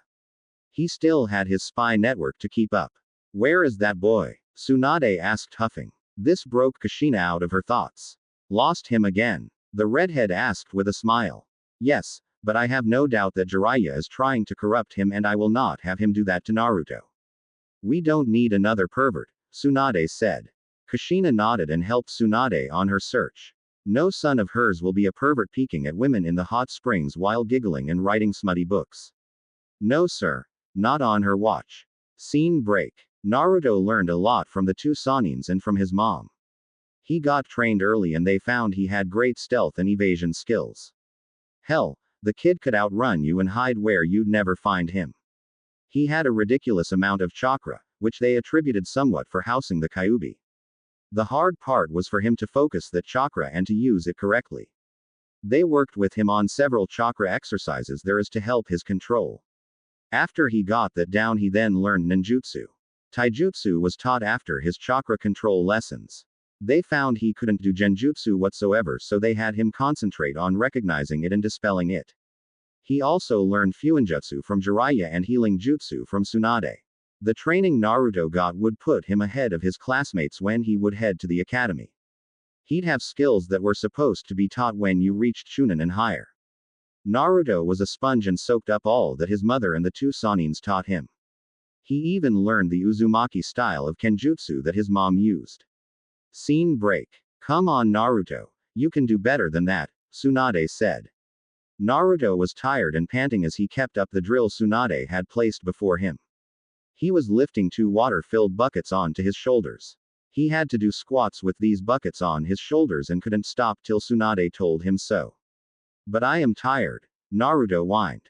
Tsunade sighed. She knew she was pushing Naruto, but she knew he could take it and it would make him stronger in the end. She wasn't going to have another one whom she loved get killed. She was going to do everything she could to make sure he lived. Scene break. Naruto arrived back in Konoha with his mom, the two Sannins, and Shizune. He was ready to take the genin exam. It was decided by Hiruzen that Naruto had learned more than enough after reading the reports he got from Kushina and his two former students that Naruto could bypass the class and take the exam. So here Naruto was ready to go. He arrived in the classroom and handed the teacher a scroll. Students, this is Naruto Uzumaki. He'll be taking the genin exam with you, the teacher said. What? That's not fair. He should go through the academy like the rest of us, a wild-looking boy with a puppy sticking out of his coat. He had special training outside the village Kiba and the Hokage deemed him fit to take the exam, the teacher said. The boy, Kiba, grumbled. Naruto found a seat and sat down awaiting the exam to start. The first part was a written test and Naruto snorted at how easy it was. He remembered hearing from his mom and the two Sannin of how hard the genin exam was, but the standards must have serious dropped to make it this easy. After the test the class went outside for the next portion. They were to throw 10 kunai and 10 shuriken at dummies with specific targets on them. Naruto watched all of them and shook his head as he watched the girls. Fangirls, he muttered under his breath. He had heard of them from his mom and the Sannin and how useless they were and were liable to not only get themselves killed, but also their team too. He sighed and shook his head. Soon his name was called and he nailed all 10 targets on both dummies. A feat that only one other was able to do, the class emo, Sasuke Uchiha. The blonde heard shouts of how he must have cheated and the like, but he ignored them and waited for the next part. Next part was a sparring match of just taijutsu. Naruto watched each match pointing out the clan children and the non-clan children. He was called and beat his opponent who was some kid that was from a non-ninja family. After that they all went back inside for the final part, which consisted of performing 3 jutsus. Henge, Bushin, and Kawarimi. Naruto knew these 3 by heart and when he was called he did them all, though for the Bushin he had a note telling the teacher about his condition. Naruto had too much chakra and it made it hard to perform a regular Bushin, so to make up for the Naruto learned the Kage Bushin. Naruto passed and he smiled as he took his Hitai-8 from the teacher. Scene break. In the Hokage's office 5 people sat catching up. So, how well do you think Naruto will do? Hiruzen asked. The brat will blow them all out of the water. He's a natural, Jiraiya said smugly. I have to agree. He's probably one of the best in the class, Tsunade said. I see, but now we need to figure out what team he should be on, Hiruzen said. Naruto excels in close combat with his taijutsu, but he knows enough jutsus to be a long-range threat also with his ninjutsu, Kushina said. He also knows medical jutsu, so that will be a bonus to any team he is on, since I highly doubt there are many who have that skill, Tsunade said. That was always a big issue. Tsunade was for having a med nin with each squad, but there were so few since it was a hard skill to learn and took a lot of time to train someone in. The council thought it was a waste of resources to do such a thing. He also has talent in Fuinjutsu also. He's going to surpass me soon, Jiraiya said. Hiruzen was amazed. Seal masters were rare in all of the shinobi world. The skill was very time-consuming and it took much time to be proficient in seals that many avoid it only going with the basics of storage and exploding seals, and they were rare still.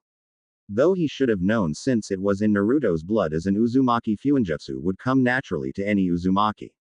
He also knows Kenjutsu too. I taught him my personal style. He'll be a terror for any who face him, Kushina said with a pleased smile. Hiruzen gulped. He remembered seeing Kushina fight in Kenjutsu and it scared the hell out of him. Kushina's Kenjutsu style act just like a true whirlpool. It destroyed everything in its path in a chaotic and unpredictable manner. So he's going to be a jack of all trades in the team, Hiruzen said after regaining himself. The 4 nodded. Does he know? Hiruzen asked. No, I am going to tell him tonight after he gets his Hitai-8, Kushina said. Hiruzen nodded. They chatted a bit more then found where they'd live. Tsunade still had a clan home that Hiruzen had kept up and with help of some genin and got it fixed up for their return. Scene break. Naruto walked out smiling as he now had the leaf Hitai-8 tied around his forehead. He was met by his mom, who hugged him tightly. Knew you could do it, dear, she said. Thanks, mom, Naruto said. Never a doubt, brat, Jiraiya said with a smirk. Thanks, pervy sage, Naruto said with a grin. A vein popped out of Jiraiya's forehead and began to throb at this.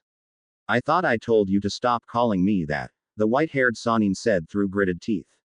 But Auntie Tsunade said she'd give me candy every time I called you that, Naruto said with a head. Jiraiya looked at his old teammate, who tried to look innocent. Shizune was trying to smother her giggles. Come, let's go celebrate, Kushina said with a smile and shake of her head. Naruto nodded. Scene break. They had a great party at Tsunade's home and everyone had a good time, though it was only buying time for the big news Kushina would need to tell Naruto. She was worried how he'd react to knowing why he didn't have a dad. She held it off till Naruto was in bed. There's something I need to tell you, Naruto, Kushina said as she smoothed out Naruto's bedding. What is it, mom? You can tell me anything. I am a ninja now. I can take it, Naruto said in a bit of a boastful tone. Kushina smiled, though she knew that smile would fade soon. It's about your father, she said.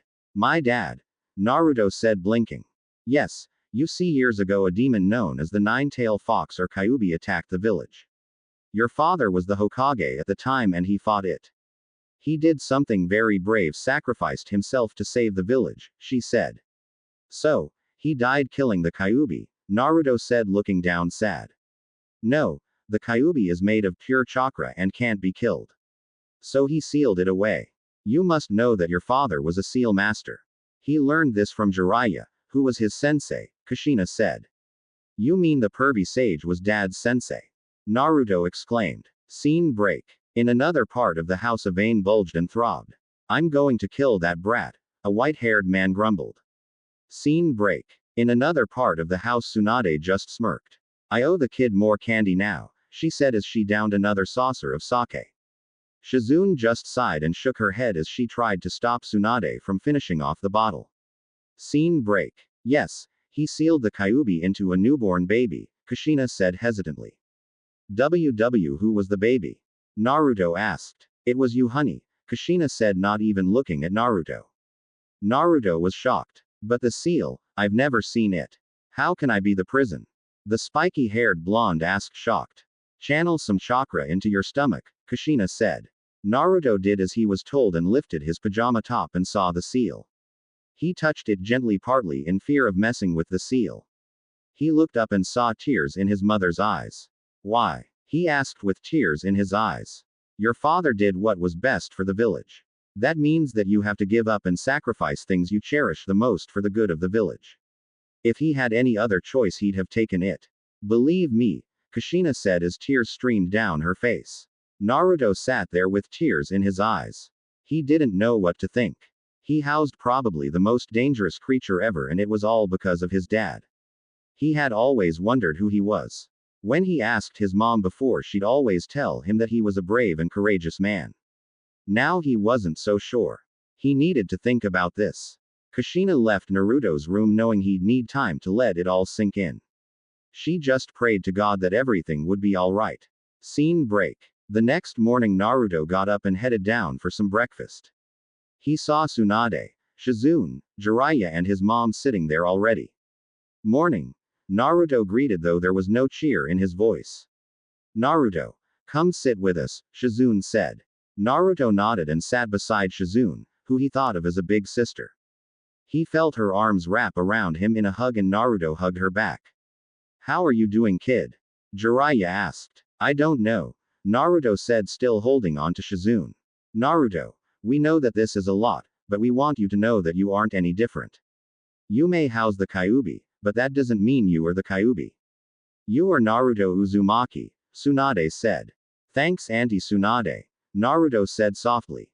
I am sorry I burdened you with this, Naruto, but I felt that you were old enough to handle it, Kushina said with tears in her eyes. Naruto finally let go of Shizune and went to his mom and hugged her tightly. I don't blame you, Mom, but could you tell me some stuff about Dad sometime? He asked. Naruto stayed up late thinking about his dad and what he now held. He wanted to hate the man, but he knew that what his dad did was probably the only way. And he used him since he couldn't bear do it to anyone else's child. He kind of felt proud his dad put so much faith in him even though he was so young. He made a promise to himself to make his dad proud. Sure, dear, and I am sure Jiraiya can tell you some things too about your dad, Kushina said. Naruto looked over to Jiraiya, who nodded. The breakfast was a somber one, but everyone felt good that this weighty shadow was lifted from them all. Scene break. After breakfast, Naruto wandered down the road of the Leaf Village looking for a weapons shop. He finally found one and entered. Hello, how can I help you? A girl with 2 hair buns at the counter asked. Yeah, I am looking for sets of kunai and shuriken as well as some armor, Naruto said. Well then I can get the kunai and shuriken for you. As for the armor, it's down that aisle there, she said, pointing to it. If you need any help, just yell. Thanks, Naruto said and headed off. He found the armor and got his size. He then looked around and found some weights. I can use those to train with, but what kind to get? He thought. He looked between the chakra weights, which you can control how much weight you want by inputting a certain amount of your own chakra. Or go with the standard weights that are commonly used by most villagers and some shinobi. Soon he retuned with armor and weights, both chakra ones and non-chakra ones. On the counter the girl had 2 sets of kunai and shurikens waiting for him. Wow, that's some serious gear you picked, the girl commented. Yeah, well, I was told to get the best equipment and I couldn't decide on which weights to go with, so I decided to go with both, Naruto said, rubbing the back of his head. You're a new genin, aren't you? She asked as she saw the shiny new Hitai-8 on Naruto's head. Yep, Name's Naruto Uzumaki. What's your name? Naruto asked. My name is Tenten. My family owns this store, Tenten said. Nice to meet you, Tenten, Naruto said holding out his hand. Tenten shook Naruto's hand and smiled. Nice to meet you too, Naruto, she said. The two chatted a bit more with Tenten getting more interested the spiky-haired blonde. I'd love to spar against you sometime, she said after hearing that he used kenjutsu to fight. I'm game. Name the place and time, Naruto said. After that they made plans to spar and Naruto paid for his stuff and left smiling. He had a new friend, his first and that was great in his book. Scene break. It was 4 days and today was team placement day. Naruto made it to the classroom and sat down way in the back and waited for things to start. The class was noisy with everyone talking about missions they'd be taking to who might be on their team. Excitement was the buzzword. The real noise started when two girls entered and began arguing on who'd sit with the resident emo. Naruto winced at how loud they were and so wished he could shut them up. Soon the teacher came in and sorted the two girls out. All right, settle down, the teacher said. None of the students listened. I said quiet you brats. He screamed while his head became huge. This got the class to go silent. Good. Now time for team assignments. Team 1 is, he said. Naruto ignored it all till his name was called. Team 7 is Sasuke Uchiha, and Sakura Haruno. A pink-haired girl shouted, shrieked in triumphant. Ha! Beat that Ino pig. Sasuke is mine. A long-haired blonde glared at the pink-haired girl. And Naruto Uzumaki, the teacher finished. What? Why do I have to be with the boy who's too good to go through the academy like everyone else? The pink-haired girl shouted. Naruto winced at the girl's shrill voice. He wondered if the girl was related to a banshee or howler monkey. These are your team's Sakura. Until you become Shunin you are stuck with them, the teacher said with a sigh. He was so glad that he'd never have to hear that shrill voice ever again. The girl, Sakura, pouted. Though she was happy that she was with her Sasuke. Why should you be upset? I am stuck with the banshee of the room and the moody duck butt-haired boy who looks to be more emo than ninja, Naruto said from his spot in the back of the room. Snickers and smothered laughter was heard at this. How dare you insult Sasuke? Sakura said as she charged in to punch Naruto. Naruto evaded her punch easily. He grabbed her wrist and twisted it around till her arm was behind her back. He then pulled a kunai out with his other hand and had it to her neck. All this happened in a blink of an eye, shocking everyone in the room. Not nice attacking a fellow teammate, Naruto said calmly. Sakura gulped as she felt the thin sharp edge of metal on her throat. Naruto let her go and put the kunai back in his pouch and plopped back in his seat like nothing happened. Okay. Let us continue, the teacher said, still a bit in shock at what Naruto had done. Scene break. Naruto was leaning back on his chair staring at the ceiling with his two new teammates. All of the other genin have gotten their senseis with them being the last ones. Sakura was keeping her distance as she tried to chat up Sasuke for the umpteenth time. Sasuke was ignoring her and thinking about how good Naruto was really and if he'd be an adequate challenge at all. Soon the door opened and a silver-haired Junin popped his head in. He wore a lazy expression. From first blush I can tell you're all pathetic. Meet me on the roof, he said. Sasuke glared at the Junin as did Sakura. Naruto didn't even move at all. Sasuke and Sakura got up and headed to the roof while Naruto disappeared in a swirl of leaves still sitting. Scene break. Kakashi was shocked to see one of his students already appearing and by using that technique. This was going to be more interesting than he thought. Naruto saw that Kakashi was reading and decided to take a page from him and whipped out a book he had. Sasuke and Sakura made it finally and were shocked to find Naruto already there and he was reading a book they've never seen before. How'd you get up here so fast? Sasuke asked in a demanding tone. I ran, Naruto said without looking up from his book. Kakashi had to swallow his laughter at the blonde's answer. Yes, this will be interesting indeed. Sasuke glared at Naruto. Okay. Since we're all here then I guess we should introduce ourselves. So tell me about yourself. Likes, dislikes, hobbies, dreams. Stuff like that, Kakashi said in a lazy tone. Why don't you start sensei? Sakura suggested. Fine, my name is Kakashi Hatake. I have some likes, some dislikes, my hobbies are none of your business as are my dreams, Kakashi said. We didn't get anything except his name Sasuke and Sakura thought. Smart. Very smart, Naruto thought. Okay. Pinky, you're next, Kakashi said.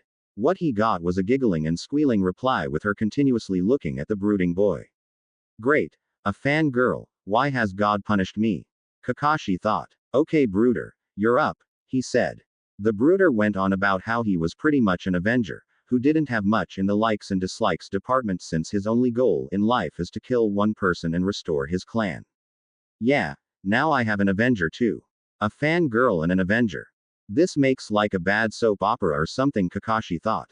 Okay, Blondie, you're next, he said, though he was very curious as to what the blonde will say. Name's Naruto Uzumaki. My likes are too numerous to count. My dislikes are only a handful. My hobbies are my own business, as are my dreams, though they are known to those who are precious to me, Naruto said. Now he's interesting. He pretty much used my own intro, but changed it to fit him. I like him, Kakashi thought with a smile. He then went on about a test that they needed to pass and then gave them a time and place to be. He then left. Sasuke left, as did Sakura, who followed him, asking him out on a date even though the emo keeps turning her down each time.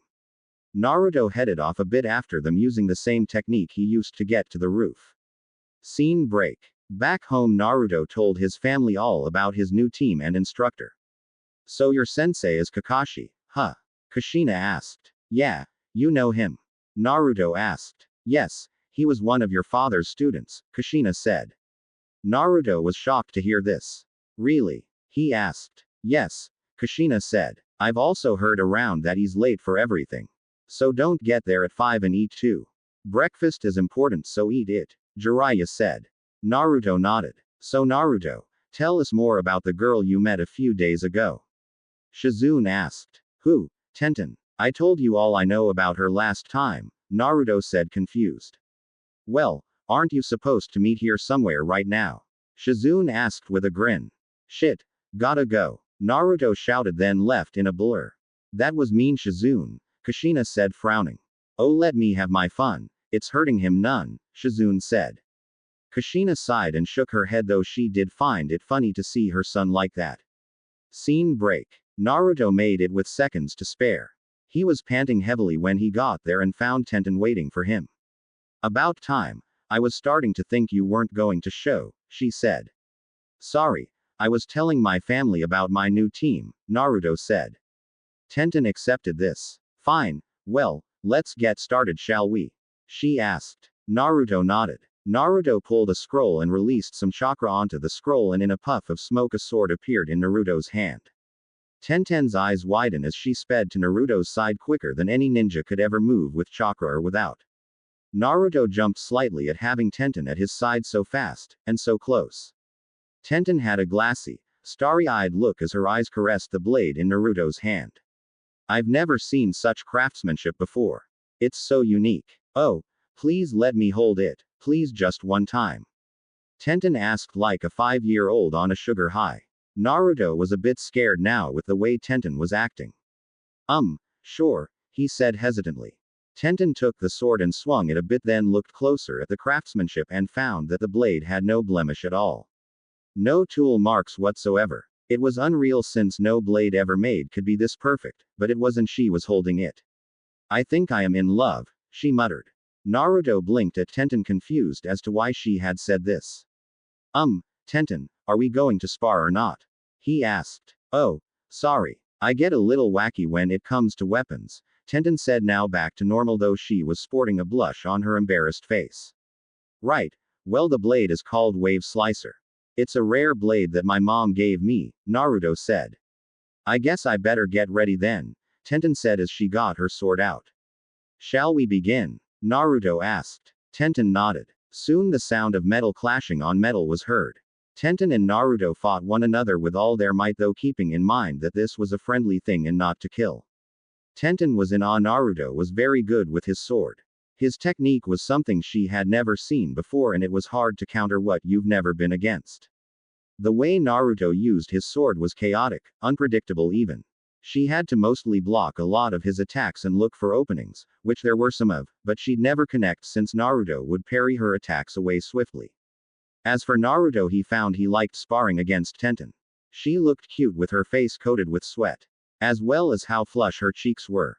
Then there was the steely determination in her eyes. He may have not noticed it at all, but he was falling for her. Soon both were tired and panting. Call this one a draw? Naruto asked. Yeah, Tenten said with a nod, though she was disappointed at not winning the spar. She felt like plopping to the ground. Never had she been pushed so hard in Kenjutsu. Mainly since neither her two teammates nor sensei had much preference with it like her. So they couldn't help her much, not like how Naruto had in just one spar. They moved over to the shade of a tree and rested against the trunk. Where'd you learn that? Tenten asked. My mom taught me. She's one of the best swordswomen ever, Naruto said. Really? Who is she? I might know her. Tenten asked with extreme curiosity. Kushina Uzumaki, Naruto said. Tenten thought through and her eyes widened. You mean your mom is the bloody whirlpool? She asked, shocked. Yeah, Naruto said. Tenten couldn't believe it. Naruto's mom was one of her heroes. The bloody whirlpool was not only the best swordswoman known, but was one of the most lethal kunoichi too. Not many survived after she fought them. She tore through them like a helpless ship in a mighty whirlpool. Can I meet her, please? She's one of my heroes. I just got to meet her, please. Tenten asked, throwing on her puppy dog look. Naruto, who had no experience with this lethal SS rank technique, fell to it quickly. Sure, he said. Tenten let out a girly squeal, which for those who know the weapons-loving girl would find quite disturbing. Tenten never squealed, ever. Naruto jumped at the sound and had to cover his ears. It was loud. Plans were then made and Tenten was invited to dinner.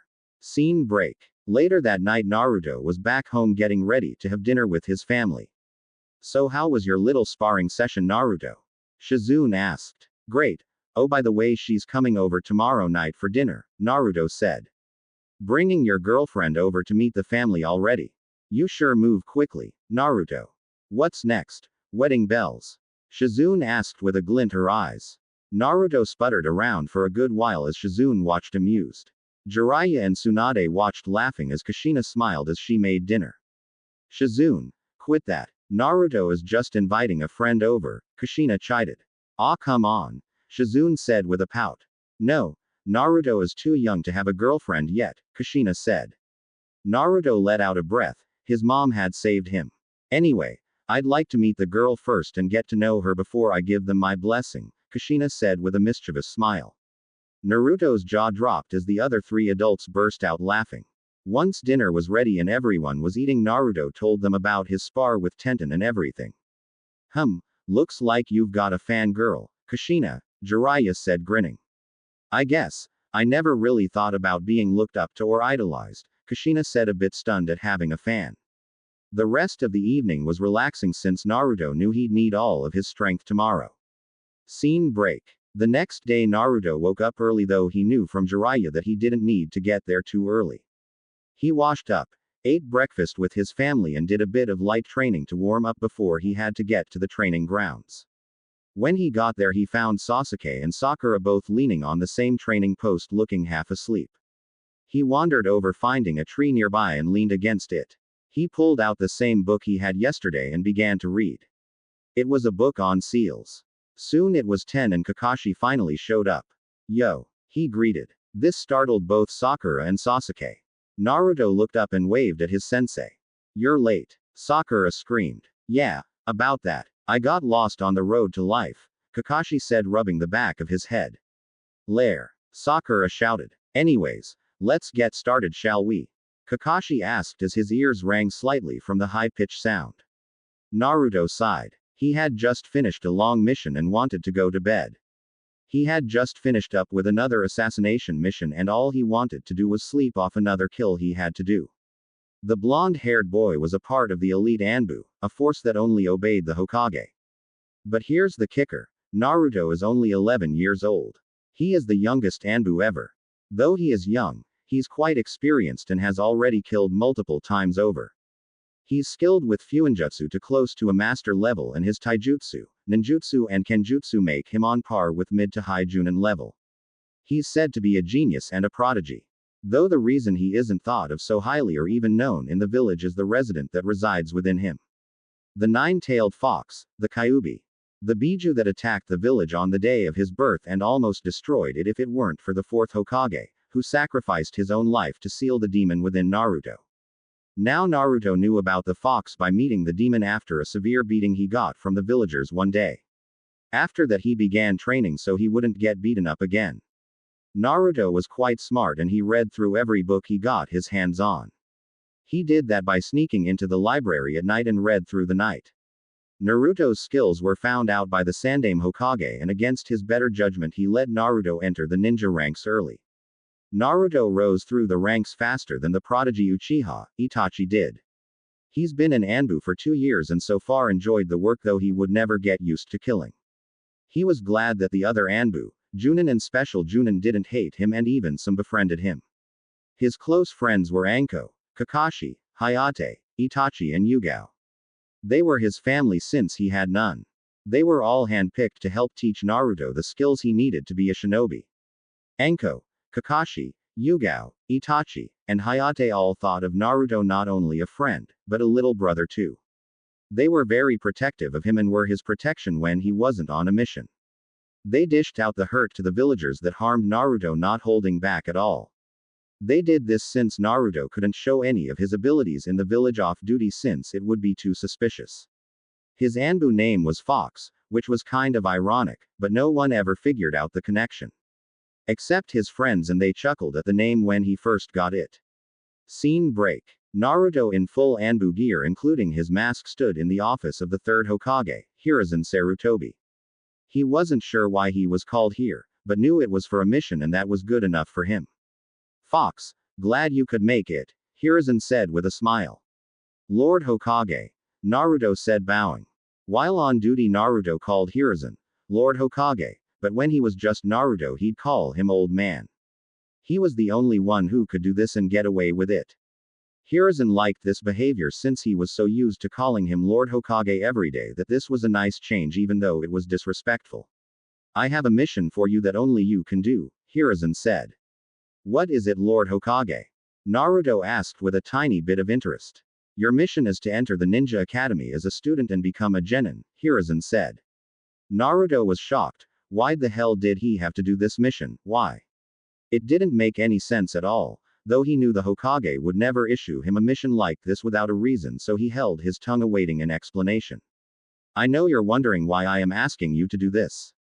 I am needing extra eyes in the academy to find potential ninjas as well as any spies.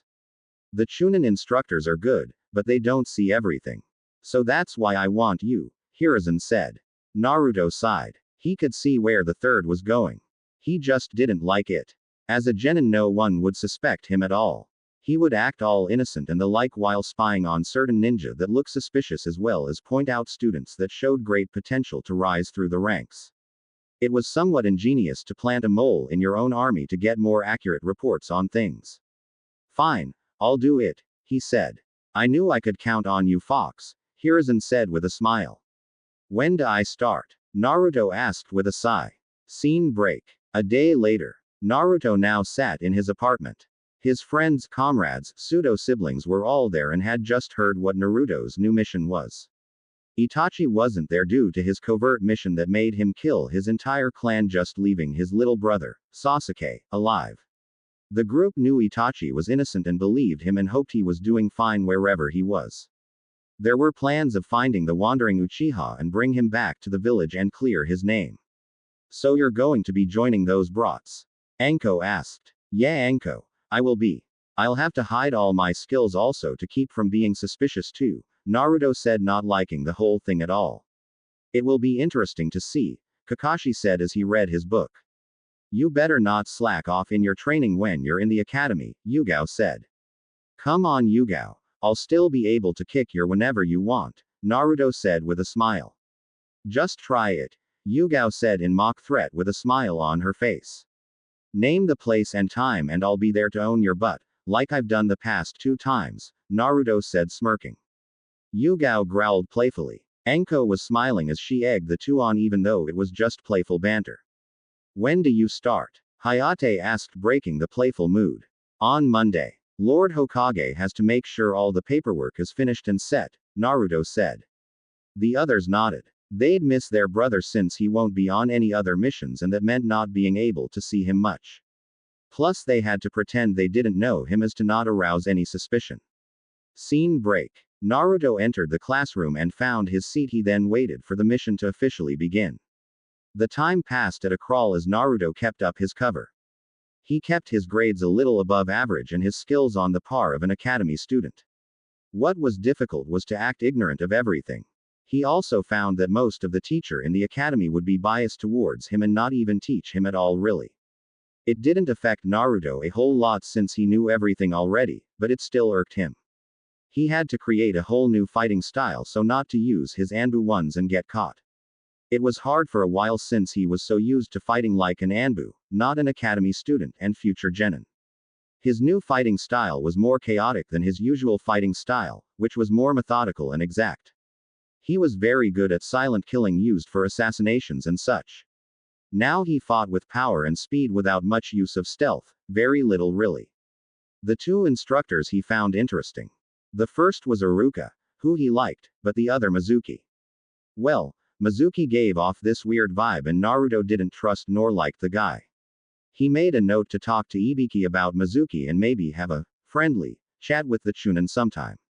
Naruto gave Hiruzen daily reports on his class and where he would rate their skills. Hiruzen was pleased with the reports and kept Naruto on. They were always honest and blunt in some areas. Naruto was never one to sugarcoat the truth. So this gave Hiruzen a true picture of what the new class of genin were really at.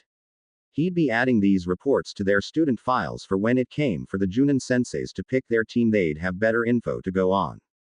Hiruzen had an ulterior motive of putting Naruto in the academy. Naruto could get close to the last Uchiha and hopefully keep the boy in line.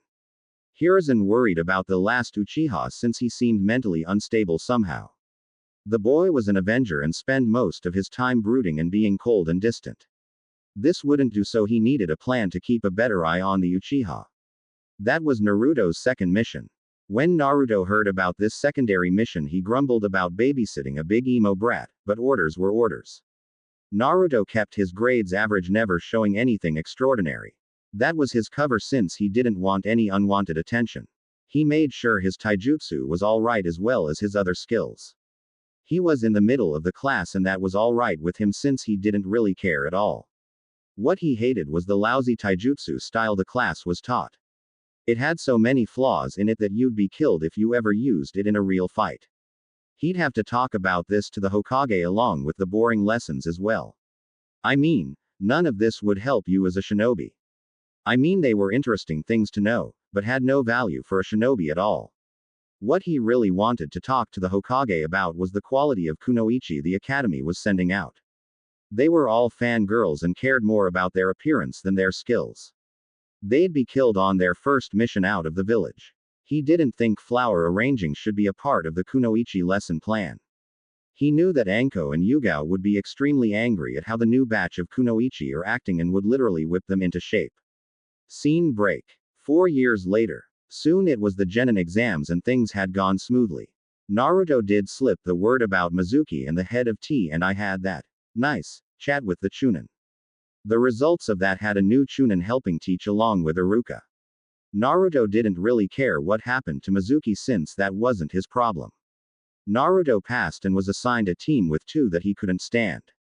Sasuke Uchiha, who he was supposed to be watching, and his fangirl by the name of Sakura Haruno. The only thing that kept him calm was that his Junin instructor would be Kakashi. He didn't care for either, mainly since Sasuke was a brooding emo with no personality whatsoever. While Sakura was one of Sasuke's fangirls and was pretty much totally useless all the way around since she had no real ninja skills to speak of. She was smart, but smarts don't equal being good in a fight. As per usual, Kakashi showed up 3 hours late. Naruto grinned at this since he was used to his friend's brother's tardiness. Sakura, however, was annoyed. Sasuke just brooded on. At first glance I can tell that you'll all be trouble, Kakashi said as he entered the classroom. Meet me on the roof. On the roof the three sat with Kakashi leaning against the railing. Okay. The first thing to do is tell me a bit about yourself. Likes, dislikes, hobbies, dreams. That kind of thing, Kakashi said in a bored tone. Why don't you start first, sensei? Sakura suggested. Fine. My name is Kakashi Hatake. I like several things. I dislike certain things. My hobbies are none of your business and my dreams will only give you nightmares, Kakashi said. Naruto rolled his eyes at his friend's brother's answers. Sakura and Sasuke just blinked. All they got was their sensei's name. Alright. You first, Pinky, Kakashi said.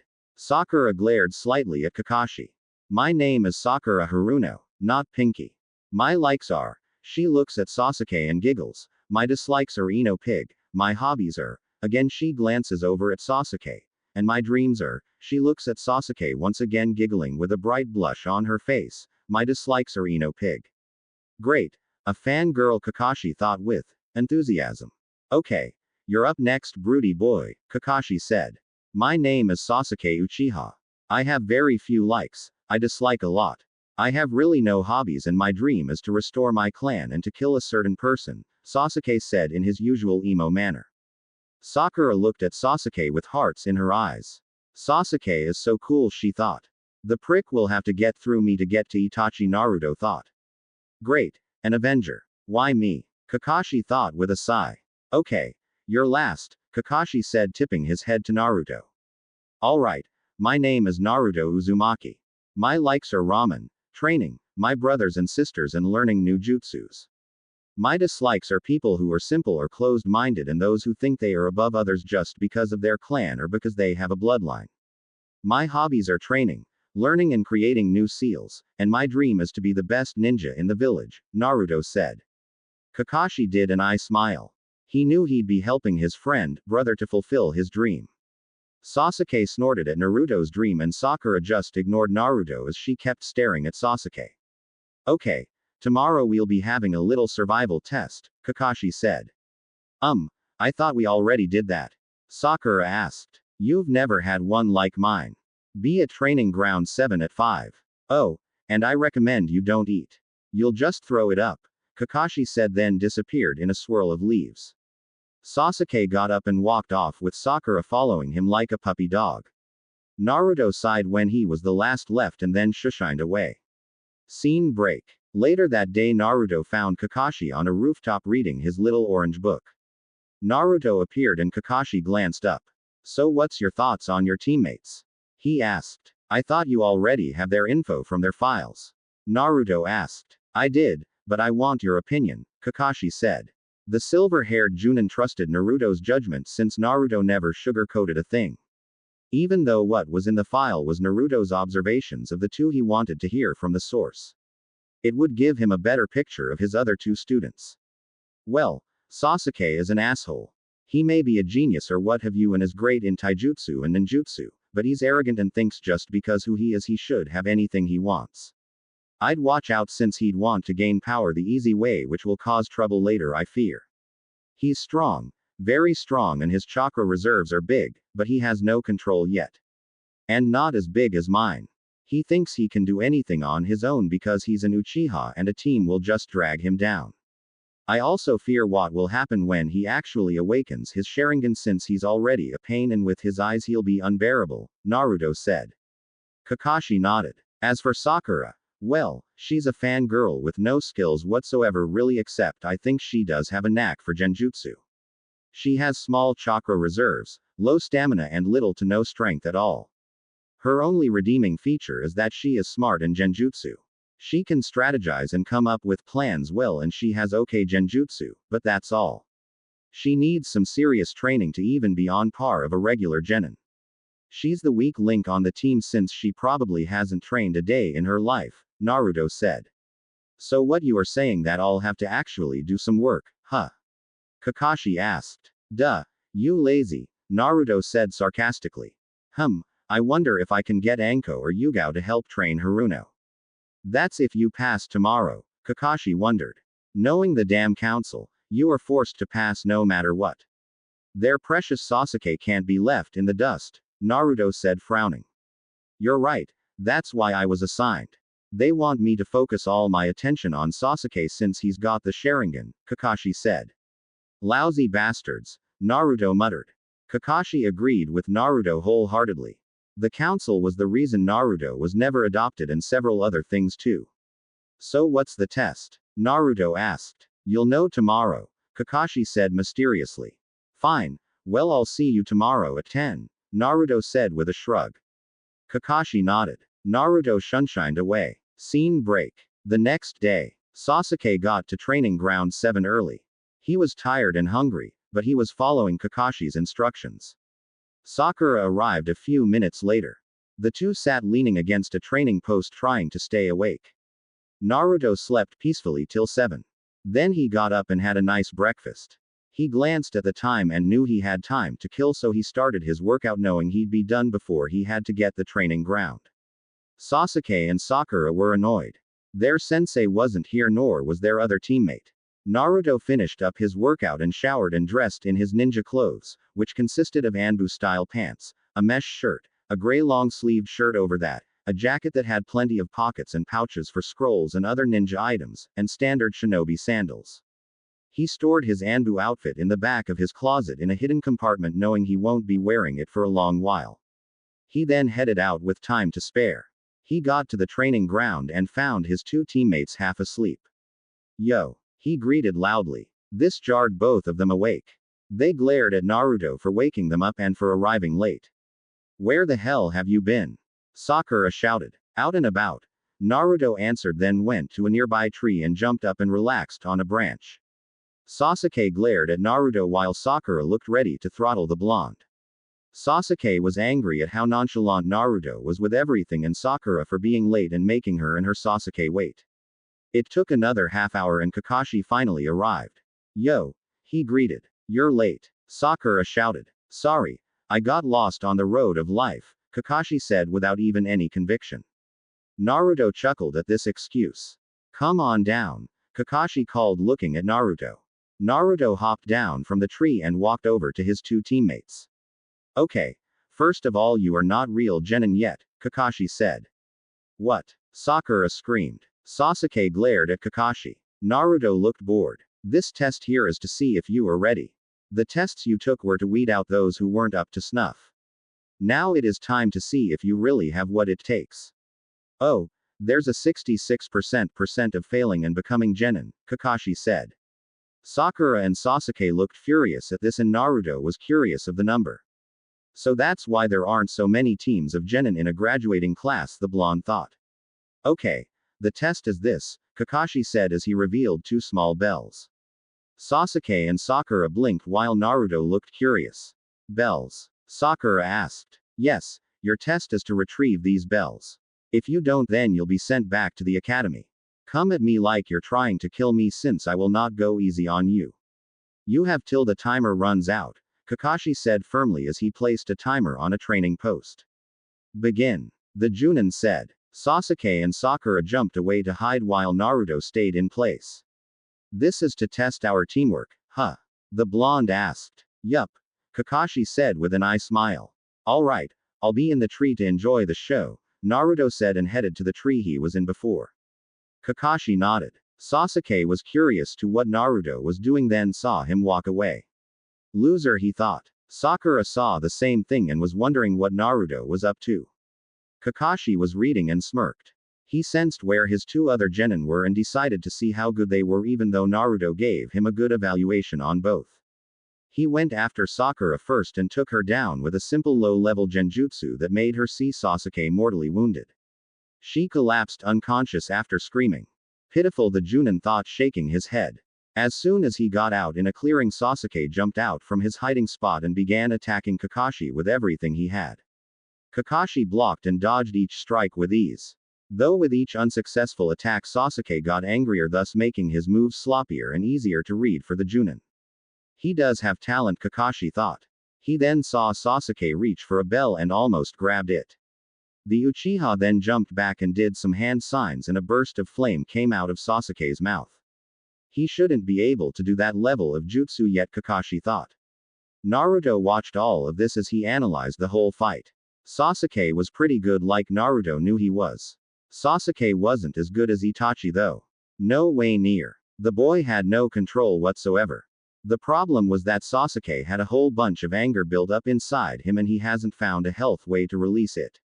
Naruto saw Kakashi disappear and watched Sasuke try to look for the Junin. Kakashi sprang from the ground and buried Sasuke till only his head was showing. Pretty good indeed. But not good enough, Kakashi said, only slightly impressed. Sasuke glared at his spot in the ground. Kakashi wandered off and Naruto hopped down from the tree he was in and walked over to Sasuke. So duck butt, want some help or what? He asked. I'm an Uchiha, I need no help. I can get out of this myself, Sasuke said arrogantly. Whatever, I'm going to get Sakura. Don't you go anywhere, Naruto said as he patted Sasuke on the head like a puppy then headed off. Sasuke glared at Naruto's back. A few minutes later Naruto came back with Sakura carrying her like a sack of potatoes. He tossed her down and did a hand sign. Kai, he said, releasing Sakura from the genjutsu. Sakura woke up blinking. Sasuke, she asked looking around. He's there, Naruto said nodding his head since his fingers were in his ears because of how loud Sakura was. What happened next was very humorous to Naruto. Sakura lunged at Sasuke's head and hugged it for dear life. Naruto whipped out his camera and took a few shots then placed it back in his back pouch before Sakura or Sasuke noticed. How touching, Naruto said, a hint of sarcasm. Shut up, loser, Sakura growled as she glared at the blonde. Look, we've still got time before the timer goes off. We can still get those bells, but that's if you're willing to go along with what I planned, Naruto said. And why should we listen to you? Sakura asked. Well, given you fell victim to a weak genjutsu and the Uchiha here failed to get the bells when he tried to go up against a Junin. I think I have a better chance since I actually thought of a plan in the first place, Naruto said. Fine, what is it? Sasuke asked. Naruto grinned. Scene break. Kakashi was waiting for the next attack and he didn't have to wait long. The three charged him and Kakashi's side, but he was alert. Naruto was here with them and that meant he had to be watchful. He knew Naruto could be very sneaky. They did train together and it always amazed him how Naruto could come with a plan on the fly and make it work too. He was then blocking all their attacks as he tried to think of what Naruto's plan was. When they finally backed off he just blinked. What was that? He thought. Mission accomplished, Naruto said. Kakashi's eye widened when he saw Naruto holding the two bells. How? He asked. Simple. While you were busy taking all of us on, I had a Bushin sneak up behind you and grab the bells. I knew you'd be so focused on us that I could get away with it, Naruto said as he handed the bells to Sasuke and Sakura. Kakashi knew that Naruto actually did a cage Bushin instead of a regular Bushin, but lied so his two teammates won't know. He applauded the plan. It was so simple. Distract your opponent then go in for the kill. You've passed. Mission start tomorrow, the Junin said. Sasuke had a smug grin as he walked off and Sakura followed after him begging for a date to celebrate. This left Kakashi and Naruto. So, nice trick there, Kakashi said. Yeah, they are so gullible it's just plain sad, Naruto said shaking his head. Come on, let's get a drink, Kakashi said. Naruto nodded and followed. Scene break. Kakashi first had to give his report, then he met Naruto at a bar they usually went to. They headed to the Junin area only space and found there were others there. 3 Junin that Naruto knew about, but never worked with in his pseudo-siblings.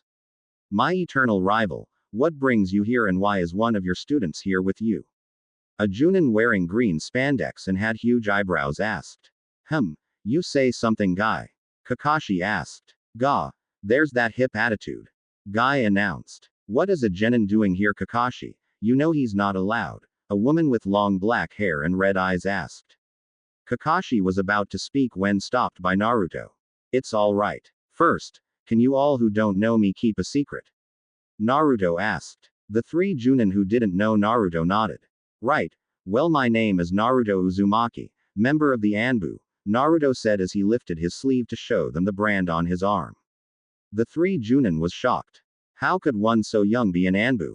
There's a story here, the Junin with a beard and cigarette said. There is Asuma Sarutobi, but that's an SS rank story, Naruto said. So you know who we all of are? Asuma asked. Yes, Asuma Sarutobi, son of the third Hokage and one of the few users of wind chakra in the entire fire country and a former member of the 12 Fire Guardians, Kurenai Yuhi, a relatively new Junin and a master of Genjutsu known as the Genjutsu Mistress as well as the Ice Bitch. And then there's Might Guy, a Taijutsu master and whose eternal rival, as Kakashi, Naruto said using air quotes on eternal rival. You guys knew? Asuma asked looking at Anko, Hayate, and Yugao. Of course, who do you think taught him? Anko asked boastfully. I see, so tell me Kakashi, did your team pass? Kurenai asked. They did, but because of Naruto, Kakashi said. Couldn't keep out of the spotlight, huh little kitsune? Yugao asked with a smile playing on her face. With my two teammates there wasn't any other option, Naruto said with a sigh. Speaking of which, Anko, Yugao, do you think you could take some time out and train one of my genin? Kakashi asked. Why would we do that Kakashi? Anko asked. Because it will be a favor for me. You wouldn't want your favorite kitsune hurt because one of my teammates is weak, Naruto said. Anko and Yugao both cared for Naruto like he was a little brother and they would be damned if something happened to him. Fine, we'll do it. Who is she? Yugao asked. Named Sakura Haruno. Here's her bio I made of her, Naruto said as he tossed them 2 scrolls. You bingo booked your teammates? Kurenai asked with a quirked eyebrow. Wasn't that hard really? I can do it for the other teams if I feel like it, Naruto said sitting back. Naruto is extremely good in stealth and surveillance. His reports are always top-notch and he never leaves anything out nor does he sugarcoat either, just the plain truth, Hayate said. Yeah, the kitsune likes to sneak through the bush a lot, Anko said with a grin. Kurenai choked on her drink at this while the others chuckled or rolled their eyes at Anko's comment. Though Guy muttered something about the unyouthfulness of it all. Anko, behave, Naruto said in a mock stern tone. Anko pouted like a puppy dog. You're no fun at all, she said crossing her arms. Anko dear, you know I love you, but we've had this talk before, Naruto said moving to Anko and wrapping his arm around her. I know, but I just want to be your first, Anko pouted. Anko, the answer is still no, Naruto said firmly. Anko just protruded her bottom lip even more. She even made it quiver too. Am I the only one disturbed by this? Kurenai asked with a shocked and appalled expression on her face. No, this is how they act. No harm in it, Hayate said not even noticing the duo's little game. Yeah, they're just playing, Yugao said casually. Naruto and Anko looked at each other. We are? Naruto asked. I thought you were just playing hard to get, Anko said. The assembled Junin groaned at this. Why did Anko have to be so, well Anko? So, who wants to see some pictures? Naruto asked with a foxy smirk. Anko jumped at the chance since Naruto always took excellent pictures. Naruto showed off Sakura hugging Sasuke's head, which had the Junins laughing when Naruto filled them in on the story. The rest of the day they got to know Naruto and they liked the boy a lot. With some reluctance they agreed for Naruto to bingo book their teams and give them an honest opinion on them as well as what they could improve on. Scene break. The training of Team 7 was odd since Kakashi didn't do much to train them. He gave them all team training exercises, but that was it. Kakashi told Naruto that he was doing this since he wanted to prolong as much as he could to actually teach the Uchiha anything worthwhile. Anko and Yugao nabbed Sakura one day telling her she was coming with them and the next time they saw the pink-haired Kunoichi she was looking worse for wear. Naruto chuckled since he guessed both Anko and Yugao did their best to beat the fangirl out of Sakura along with training her. Sasuke was angry that Sakura got training and he didn't. He was an Uchiha, he should be the one with the privileges, not some weak girl. How come she's getting training and not I? I am an Uchiha and deserve it more than her. The last Uchiha asked furiously. Since she is the weakest of you two, she needed the most work. So I had 2 other Junin I knew to whip into shape. Looks like they're doing a fine job, Kakashi said with an eye smile. Sakura muttered something about snakes, lots and lots of snakes, which of course made Naruto want to roll around on the ground with laughter since he knew how much of a sadist Anko was when it came to training. You are lucky Sakura. I heard that Anko is much more cruel, Naruto said with a grin. Sakura shivered in fear since she thought Anko was already at her worst. How do you know this? Sasuke asked. You hear things if you actually listen, Uchiha, Naruto said simply. Sasuke glared at Naruto. Come on team, missions await us, Kakashi said. Naruto didn't care for the missions they got. He wasn't used to doing all these meaningless chores. It was annoying, but he did them with a forced grin. He'd just do some hard training after they were done. Kakashi would sometimes join in along with his other siblings if they weren't on missions. Scene break. Naruto was leaping from tree to tree on a day off from team activities. Well, for him and Sasuke that is. Sakura got dragged out of bed by Anko and Yugao for a surprise training session. How Naruto did know this? Well, he heard the scream. He had a smile on his face thinking about what his two big sisters were doing to Sakura to get her into better shape. Anko, as stated before, was a bit of a sadist when it came to training and would have gone all out if it wasn't for Yugao holding Anko back from going too far and permanently damaging Sakura mentally. That's when something caught his eye. He made way over and found a girl about his age, maybe a year older, going through a kenjutsu kata. She was lean and slightly taller than him. Her brown hair was done up in two buns on her head. She was wearing a pink Chinese sleeveless shirt with slightly baggy green pants. In her hands she had a katana as she went through a kenjutsu kata. Naruto watched and analyzed her movements. She was good as far as he could tell, but he found a few flaws in her stances and movements. He watched her finish before moving in. Nicely done, but you leave your left side open way too much, he said. The girl spun around and on instinct threw a couple of kunai at Naruto. Naruto though was unfazed and easily twisted his body to avoid them. Who are you and what gives you the right to criticize my technique? The girl asked with annoyance. Well, for one thing, I know the kata you are doing and the other is I am pretty good at kenjutsu as well, Naruto said. Oh really? How about a little spar to see if you're even at my level? The girl asked. Fine, but I'd first like to know the name of my opponent, Naruto said as he unsealed his katana, which was kept in a seal on his wrist. My name is Tenten, what's your name? Tenten asked. Naruto Uzumaki. Nice to meet you, Tenten, Naruto said with a smile. Tenten noticed the katana Naruto had and was very impressive at the piece of work and would ask to look at it closer after they sparred. They got into position and on an unheard of signal they began.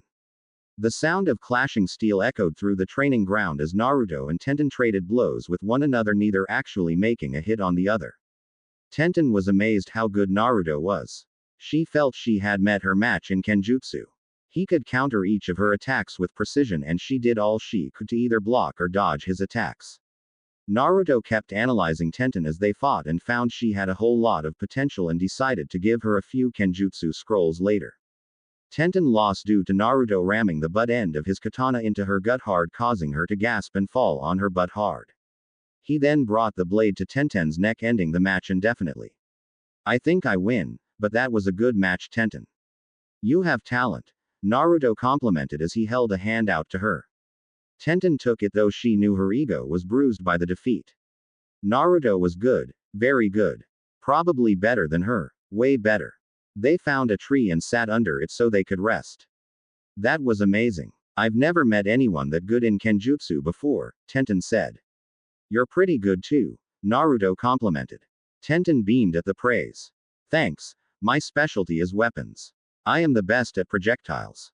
I get 10 out of 10 every time, the young kunoichi said proudly. That's amazing, but you shouldn't focus too much on that. You should make sure you are skilled enough in other fields in case your throwing weapons fail you in a fight, Naruto said sagely. Tenten nodded. Thanks for the advice, but you look like a new genin, how do you know this stuff? She asked. I read a lot. Naruto lied though he was mentally cursing himself for slipping up. Oh, okay, Tenten said. The two chatted for a little longer and Naruto definitely knew he'd be giving her some scrolls on kenjutsu katas. Scene break. Team 7 was doing well. Sakura was actually now pulling her weight in the team as she seemed to have gotten stronger not only in body, but also mind. It seemed Anko and Yugao shattered most of if not all the fangirl in Sakura. This pleased both Naruto and Kakashi. They both chatted about possibly taking on a low C rank mission since the team already had more than the required D ranks. The C rank they got was an escort mission. A bridge builder heading to Wave. The only dangers was some small-time bandits, an easy task. The team headed out with Kakashi taking point with Sasuke behind, followed by Sakura, who was next to the client, and Naruto at the end. They made their way at a slow pace since they had a civilian with them, but that gave them all time to keep watch of their surroundings. Well, Naruto and Kakashi were minding their surroundings. Sasuke and Sakura not so much. Sakura was talking to the client mostly while Sasuke brooded. Funny, when did it rain? Naruto thought as he saw a puddle. He slowed as he caught Kakashi's eye. They nodded to one another. Soon two figures emerged from the puddle and rushed towards Naruto, wrapping him up with a long razor-sharp chain that was connected to the gauntlets the two figures were wearing. Once they wrapped Naruto up, they yanked hard, shredding the blonde to pieces. Sasuke and Sakura stared in shock as their teammate was killed in front of them. Naruto ran. He ran as fast as he could. He had to get away. He didn't know what he had done wrong. He was just wandering down the street after having a hearty meal of ramen when he was attacked. A bottle colliding with his head was the initial attack. After that, he was beaten up till he could escape. Now he was running for his life. Extreme pain was coursing through his entire body from the beating. It hurt. He could feel his blood drying on his skin. It hurt to breathe since his ribs were either bruised, cracked, or broken. His head throbbing, and he had a hard time thinking straight on where to go. His legs were screaming for him to stop since they couldn't keep up the speed he was going. Got to get away. Got to, he panted. Sadly, he was small for his age and his legs weren't up to the furious pace he ran. Nor was he strong enough to keep running much longer. There he is. You can't run from us, demon. A villager shouted. Naruto was out of breath and he knew he was about collapse. The next thing he knew, he was on the ground heaving heavily, trying to regain his breath. Then he felt many feet kicking him, along with items clubbing all over his body as well as fists too. He tried to shield himself with his small arms the best he could, but there was so many attacks coming from all sides that it was futile effort. He thought he was about to die when he heard screams, but they weren't screams of triumph. No, they were screams of pain and agony. He opened his eyes to find several villagers either dead or injured severely. There, standing in front of him, a young man older than he was. He couldn't see his face due to his blood obscuring his vision. Who are you? Naruto asked. My name is Itachi Uchiha. Are you all right? He asked. Scene break. After that, Naruto was checked over by a doctor the Hokage trusted, and Naruto was released soon after due to the boy's amazing healing abilities. Itachi gave his report to the Hokage and afterwards asked for a strange request. Lord Hokage, I wish to train the boy, Itachi said. The third Hokage, Hiruzen Sarutobi, puffed his pipe as he thought about this. Why are you asking for this? He asked curiously. I see much potential in him and I think he will be an excellent shinobi. He just needs the right training, and starting early will help, Itachi said. Hiruzen leaned back and thought over what Itachi had said, but there had to be more. You make a good reason, Itachi. But why Naruto, and why not train your brother, Sasuke? He asked. Naruto needs it more. Sasuke has the entire clan to help him. Naruto has no one. And, well, I've seen bits of his life and I hate what the village is doing. I want to do something to honor the fourth and I thought this would be it, Itachi said. Very well. You may train Naruto, Hiruzen said finally. Thank you, Lord Hokage, Itachi said, bowing. Scene break. After that day, Naruto got trained by Itachi. Itachi was a slave driver, but he knew Naruto could take it. Naruto learned many things from taijutsu to ninjutsu. Itachi saw that Naruto had no feeling for genjutsu, so worked on him, recognizing and dispelling it instead. It would be useful in the future. Naruto was happy that someone was teaching him, paying attention to him.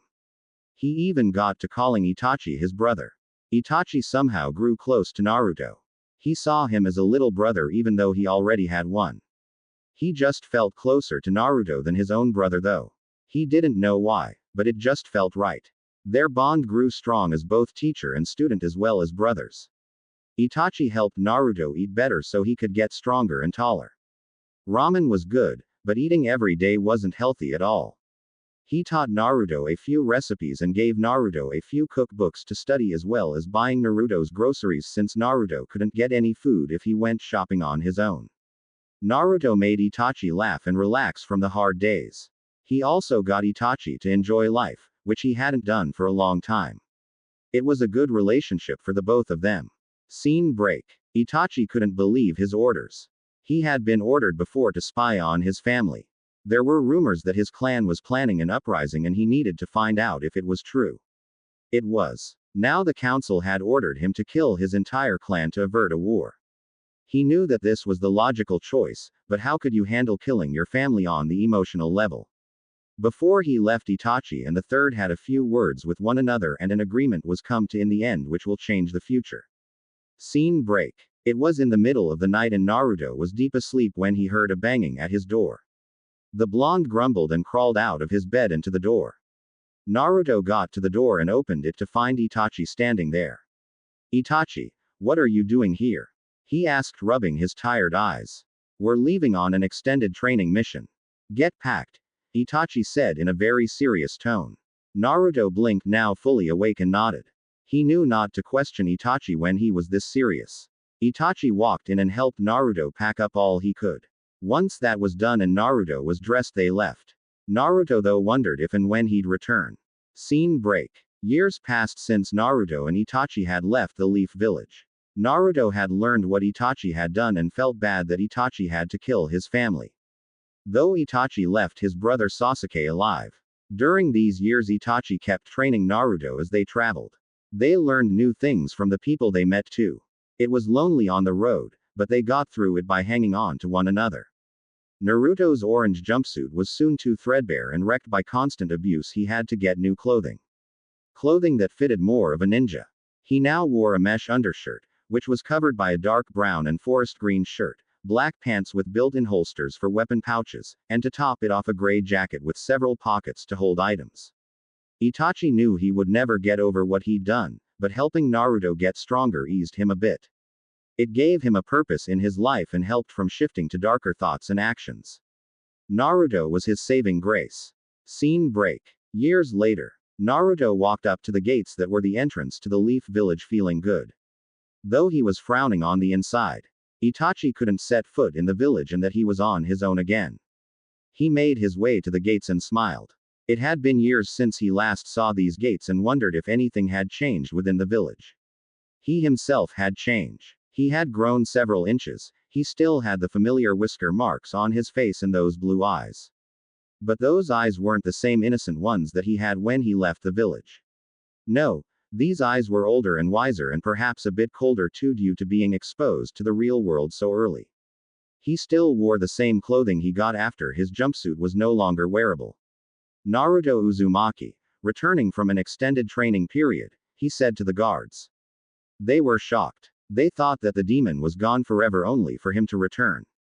Naruto left knowing he had to stop in to see the old man before he could return home, that is if he had a home left.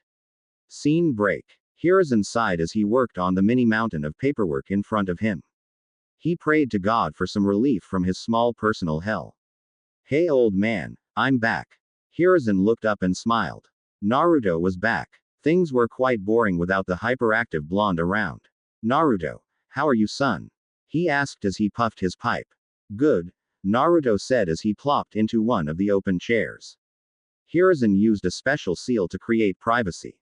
How's Itachi? He asked. He's well. I left him about a few days ago. He said he'd be in touch with me, but I am not sure how, Naruto said.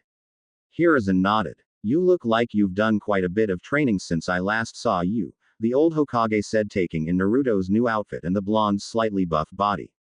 Yeah, I learned a lot from being with Itachi and from others we met, Naruto said happily. I see, are you ready to start the academy? Hiruzen asked. More than ready, old man, Naruto said with fire in his eyes. Hiruzen chuckled as he wrote out the papers needed for Naruto to attend. You start Monday, he said. Great, is my old place still there? Naruto asked. Sadly no. When word spread that you left, the villagers burned it down, Hiruzen said, frowning. Oh, so where will I live?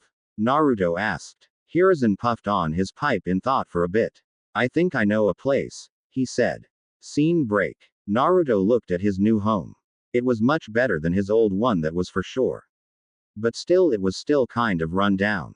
He sighed and unpacked. He put his things away and also began placing traps and the sorts just in case the place was broken into. Itachi taught him to place traps and alarms around if you're in hostile territory to protect yourself. Now Naruto knew he wasn't in hostile territory per se, but he knew why all the village hated him. Itachi told him when they were on the road for a year. He held the Kyuubi. That's why the villagers attacked him, beating him, then leave him for dead. This angered Naruto immensely, but he knew that they were just ignorant fools and he'd show them that he wasn't a demon, but a human. So he trained harder than before. He made a promise to himself that he'd get stronger so he could protect his precious people. Though he didn't have many right now, he hoped to get more in the future. Once Naruto was settled, he was glad he and the old man went to get groceries for his place beforehand. He didn't know if he was ready to face the village on his own yet and was thankful to the old man for helping him. The rest of the day Naruto spent using seals around his place to secure and strengthen places that could be weak spots. He learned Fuinjutsu from an old man, who was an expert with them. He even took a look at the seal on Naruto's stomach and marveled at the complexity of it. So after that Naruto became a student to the old man. Itachi left for a while as Naruto learned Fuinjutsu. Now Naruto was no expert, but he was probably the best in all of Konoha and was getting better thanks to the scrolls he got from the old man. He was truthfully probably close to be a master of Fuinjutsu. Sadly, the old man passed when Naruto was close to finishing his training, and the old man gave Naruto everything he had so Naruto could continue on his own. Naruto buried his mentor with Itachi's help. Scene break. Monday. The first day of the Ninja Academy for Naruto. He sighed and entered, not knowing what to expect. He found his class and found he was one of the early ones. He found a seat in the back and waited for the rest of the class. When the class was filled, the teacher came in. Naruto barely listened to what was going on since he had learned so much. Itachi drilled him not only in training, but learning tactics too, as well as things that you'd learn as a Chunin and Junin too. So Naruto was far and beyond his fellow students, but he had to go through the academy like everyone his age. Uzumaki. Naruto looked up to see that the teacher was angry. Naruto had seen this look on the villagers and knew what he was thinking. He waved it off. The day went by and soon it was over. Naruto was tired and walked out shaking his head. This was going to be a long 4 years. Scene break. Going to class, training, sleeping, eating. That was how Naruto's days went. He did well in class mainly thanks to Itachi, who curbed his ADHD early before it could be a real menace. He was inching up the ranks of the class and was battling the so-called Hyuga prodigy for the top spot. Now Naruto knew all about the Hyugas thanks to Itachi and found them uptight, stuffy people with the ego the size of the world if not bigger. They needed humbling and Naruto saw it as his job to do that. Every time there was sparring, the teacher would pit Naruto against the Hyuga. The teacher hoped that Naruto would get beaten, but Naruto won every time, pissing the Hyuga off more and more along with the teacher. Naruto didn't make any friends really in class since many heard from their parents to stay away from him. That bothered Naruto though, since he did hate being alone again. He thought this as he sat with his back resting against one of the training posts. He was taking a short break when he sensed someone was coming. He looked up to see a girl with brown hair done up into 2 buns. She was wearing a pink Chinese sleeveless shirt and dark green cargo pants. He knew her. She was one of his classmates. "Oh, sorry, I didn't know this training ground was being used," the girl said upon spotting Naruto. "It's no problem. This place is big enough for both of us, Naruto said. "Thanks, I've seen you in class. My name is Tenten," the girl said. "Name is Naruto Uzumaki. Nice to meet you," Naruto said with a smile. They shook hands and Tenten got started training.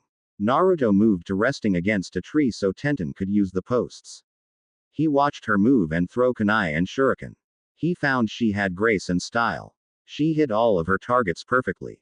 When she was done, Naruto clapped.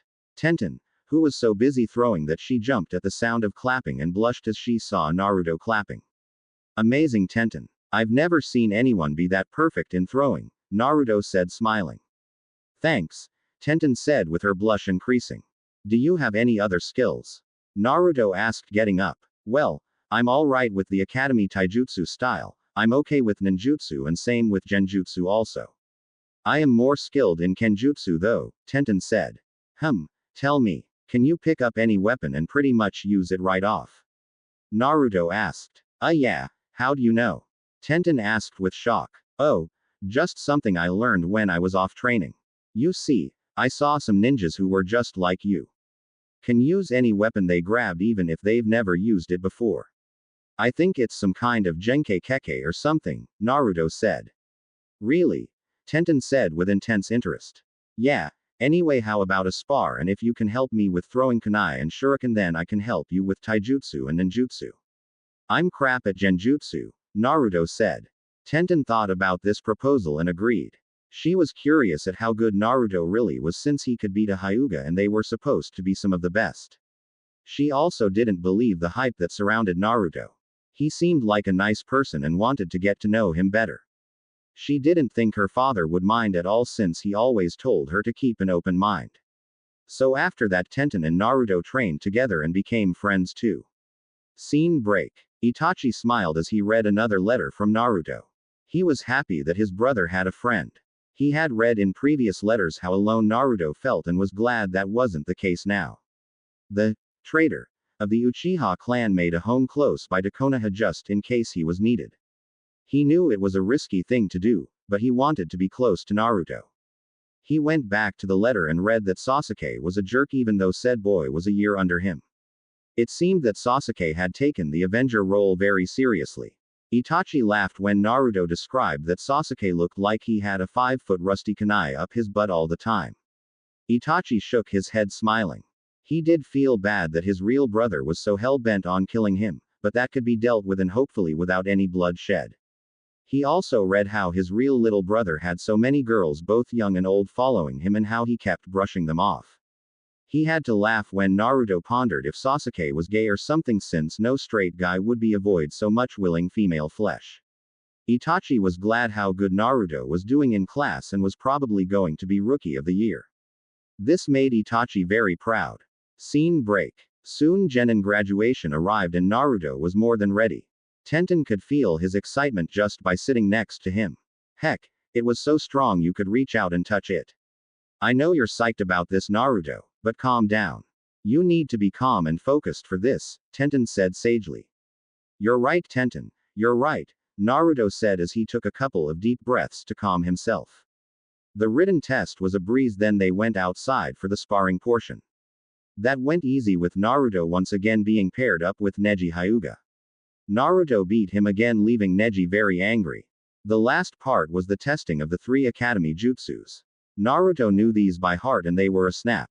He passed and was proudly wearing his Hitai 8 when he met Tenten. They congratulated one another and then went out to eat to celebrate. Naruto got back home to find a scroll with an interesting seal on it. He knew whose it was right away. There was a seal on it that Itachi made so Naruto would know that the scroll came from him. That was the way they communicated by scrolls that after you've written what you want and placed the correct seals on it you then perform a certain pattern of hand signs that would transport the scroll to the person you want it to get to. Itachi made up this jutsu and seal so he could stay in touch with Naruto. Naruto grabbed the scroll and headed in. He smeared a bit of blood on it, which broke the seal and unfurled it and found it was a storage scroll and wondered what Itachi had sent him. He sent some chakra into the scroll and a sword appeared along with several small scrolls and a letter. Dear Naruto, congratulations on making Genin. I knew you could do it. The sword that's before you is one that I had specially made for you when you were off studying Fuinjutsu. I saved it to give to you when you became a Genin. Now this sword has many features. One is that it is made of chakra metal, which means you can channel chakra into the blade to make it longer, stronger, or sharper. It will also be useful when you learn what your elemental chakra is, but that's later. Another feature is when you place a bit of blood into the handle it will be keyed to you so no one else can hold it unless you wish it. Please take care of it, though I know you will. I have also enclosed some Kenjutsu katas for you. I've looked high and low for these and I know you'll master them. Your brother, Itachi. P.S.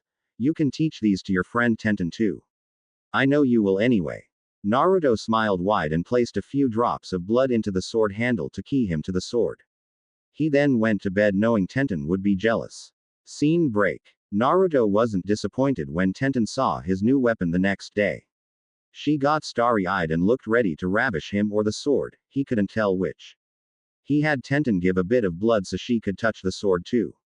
He had yet come up with a name for it and Tenten was more than willing to help him with that. When she heard about the Kenjutsu katas, she did something Naruto never thought she would ever do. She squealed like a fangirl. Now Tenten was the only other person in the village beside the third who knew Itachi was not a traitor. Naruto told her when he felt he could trust her enough with his secrets. She even knew about the 9 tails inside Naruto and saw him no different afterwards. It only made their friendship stronger. Today was their last day at the academy and that meant for those who graduated was the team placements. Naruto and Tenten hoped they were on the same team, but knew that it might not happen. When they heard their names called they were happy. Their third teammate was a boy named Rock Lee. He couldn't use chakra, but excelled in taijutsu. Their Junin instructor was Might Guy, who burst into the room right after the teams were announced. At first glance both Naruto and Tenten knew that this guy was off kilter. I mean, who wears green spandex like that and what was with those eyebrows? They were the biggest the two had ever seen. In their mind this had to be the weirdest looking Junin they had ever seen.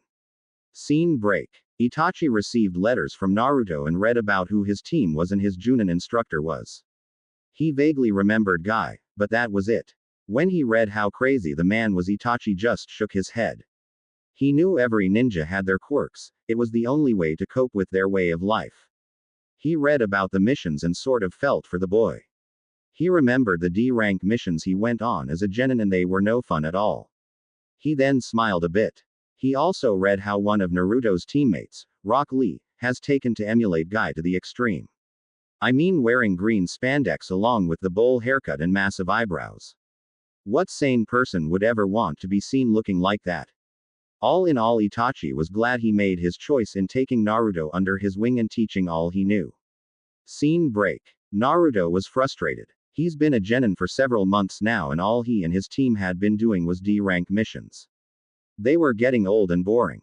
He wanted to do something new like a C rank or something. Heck, a boring escort mission would be better than what he was getting. The training with the team was going well. Though Naruto and Tenten claimed to be the only sane ones on their team since Lee and Guy were legally insane in their minds. I mean, what the heck was with that genjutsu they did whenever they hugged? Where the heck did that sunset and wave crashing ocean come from and how could Lee even perform a jutsu when he couldn't even mold chakra? When the two first saw it they had nightmares for days afterwards. Now they covered their eyes or turned their heads away to avoid the ghastly sight. That and Lee now dressed and acted totally like Guy, so he was now a full carbon copy of the eccentric Junin. It didn't help matters when Guy pulled 2 more green spandex suits for Naruto and Tenten. Both took them then burned them since it was the right and sane thing to do with such a garment. Naruto and Tenten never thought they'd ever seen such horror, but they were wrong and it seemed each day the two youthful ninjas would move one step closer and closer to a new level of insanity. Their only reprieve was when they trained themselves. That the best you got, Panda? Naruto asked with a grin. Tenten glared right at Naruto. You're going down, fish cake, she growled. The two were sparring at one of their favorite training areas. The one they had first met one another and became friends. We'll see about that, Naruto said. Their swords clashed and then they jumped back. Both were panting heavily, even Naruto, and he had amazing stamina. Call it a draw, the blonde suggested. Yeah, I guess, Tenten said. They soon went to a nearby tree and plopped down to rest. It was a day off for the two and they wanted to enjoy it. This was how they enjoyed it, by training together since they didn't have a Junin shouting about youth and flames at them. It was peaceful. So how many more D ranks are we going to go on before we get a C rank? Naruto asked. Naruto, I give you the same answer every time you ask this question. I don't know, Tenten said, sighing in exasperation. Sorry, but I am just fed up, you know, Naruto grumbled. Tenten sighed again. She felt for Naruto. She truly did, since she was ready for something bigger than the D ranks they were doing. The rest of the day they worked on creating new combos with one another along with improving the ones they had. Scene break. A year passed and Team Youth or Team Flame or Team Guy were a very good team. The name changed to whatever mood Guy was in at the time. They finally got a C rank and did well on it. Soon they go more C rank missions and completed them too. Guy however held them back from the Chunin exams, stating he didn't think they were ready yet and wanted them to have more experience under their belts.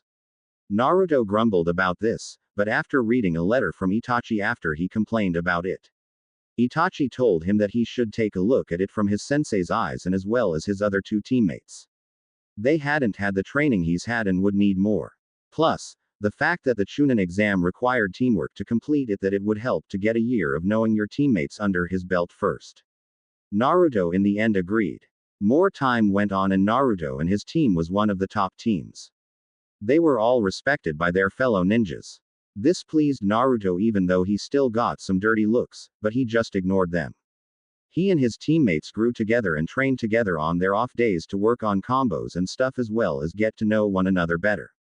They were close like a family and Naruto enjoyed having the two around, though Lee was still manic even without Guy around, though at a much more tolerated level. Scene break. Naruto, Tenten and Lee were waiting for Guy when they saw a dust blur. "Come, my youthful students, we're needed in the mission's office. The Hokage has called us. It's an emergency of the most unyouthful kind." Guy shouted quickly and before he finished he ran off again, leaving a huge dust cloud behind him. Why couldn't he stop and tell us and not just shout and run? Tenten grumbled as she got up. "Come Tenten, we must make haste. Let's show Guy-sensei our youthful speed," Lee said, speeding after the Junin. Tenten looked at Naruto and sighed. She really didn't want to run since she was still a bit tired from the training session they had yesterday. "Let's see what kind of bee is under the Hokage's hat this time," he said, walking off in a normal speed. Tenten giggled and followed her friend at the same pace. They soon got to the mission's office with Guy and Lee already there. "Glad you could make it. We have a problem. What was a simple C rank escort mission has turned into an A rank mission or possibly an S rank, Hiruzen said. "How is this possible, Lord Hokage?" Guy asked, now turning into his rarely seen serious mode. "The client lied to us about the dangers. So far they've encountered two Chunin known as the Demon Brothers as well as Zabuza," Hiruzen said. "Wait, Zabuza, the Zabuza, one of the 7 swordsmen of the mist, Zabuza?" Naruto asked as Tenten was in shock of hearing such a legendary sword wielder's name. "Yes, the very same. I got a report from Kakashi and he has requested backup," Hiruzen said. Hiruzen then filled them in on the report Kakashi had given. "So my eternal rival Kakashi is in need of help.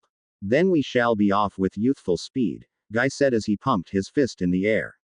"Be careful, Kakashi has hinted that Zabuza isn't dead. So be on your guard," Hiruzen said. "Never fear, Lord Hokage. We'll show them the flames of our youth will not being extinguished," Guy said, striking his "good guy" pose complete with tooth ping. Lee had to copy this, of course. Hiruzen's sweat dropped at this. He thought one guy was crazy enough, but a second. He thought it was a rumor at first, but when he first saw the pair be tried to dispel it since he thought it was some sort of genjutsu. I mean, any sane person would think the same, right? It had to be just an illusion, it couldn't be real. "Come, my youthful team, pack up what you need and meet me at the inn a half hour," Guy said, then left in another dust cloud. Naruto, Tenten and Lee left to pack. They made it on time to the gate and left from there. As they made their way they passed by someone hiding in the trees. "Where's he going on such a rush?" a person thought, looking up at the passing figures and recognizing one of them. Scene break. Junin and former Anbu captain Kakashi Hatake sighed as he rested in Tezuna's, the bridge builder's house. He was still resting from chakra exhaustion due to overusing his Sharingan. Tezuna's daughter, Tsunami, was a lovely woman and helped him and his team get settled. He wondered though about Zabuza. He knew he would need help to beat Zabuza. He only had 3 inexperienced genin with him, while Zabuza seemed to have a partner who was most likely a Chunin or higher. He just hoped whatever team was sent could help them out. This of course brought his thoughts to his team. Sasuke was the first. The boy was good, very good in both taijutsu and ninjutsu, but that was given since he was an Uchiha, and Uchiha were pretty good fighters even at an early age. The problem was he wasn't experienced enough and has yet unlocked his Sharingan. Also, there seemed to be a lot of pent-up hate and anger inside the boy. Not to mention he refused to work his other 2 teammates. This was a part of the reason Kakashi didn't teach them anything except teamwork. He needed to get that drilled into Sasuke before he could actually train the boy. The next was Kiba. The boy was an Inuzuka alright. He was hot-headed and rushed into everything. And he had this rivalry with Sasuke, which didn't help matters at all. How they worked together against Zabuza was a miracle, but Kakashi guessed when push came to shove the two would work together, but it would only last till the fight ended, then they'd be at each other's throats. Kiba was a good fighter though, which was a given since the Inuzuka are pretty good fighters in general. He worked great in short-range fighting and he had excellent tracking ability too with that nose. Plus, Kiba's partner Akamaru helped a lot too. Last was Sakura. Boy, she needed a lot of work. Sure, she had the highest grades as a kunoichi in her class, but she was an absolute fangirl and spaced out when it came to Sasuke. She also had no skill whatsoever. She was their weak link, Kakashi thought. She had small chakra reserves and her taijutsu was academy level. She just had no real skills to bring to the table at all. Her only redeeming quality was she was fairly good at genjutsu, that was it. The silver-haired Junin sighed as he held his orange book. They were in big trouble if they didn't get the help they needed. Power of youth. Kakashi's eye widened as he heard this. No. Oh god no. It can't be him. Why did the Hokage have to send him of all people? This is my punishment for reading smut, isn't? To be plagued by Guy for the rest of my life, the silver-haired Junin thought sadly. The door slammed open with a crash and Guy appeared. Following was his little clone, then Naruto and Tenten appeared a little after, both panting heavily. Why'd we have to run all the way here? Tenten asked with her hands on her knees, panting heavily. We needed to make youthful time, Tenten, Lee said, not even tired though slightly winded. Whatever, but you could have warned us when you two started to speed up. It was lucky we didn't lose you, Naruto said in the same position as Tenten, panting heavily. What are you doing here? Sasuke asked, glaring at the new arrivals.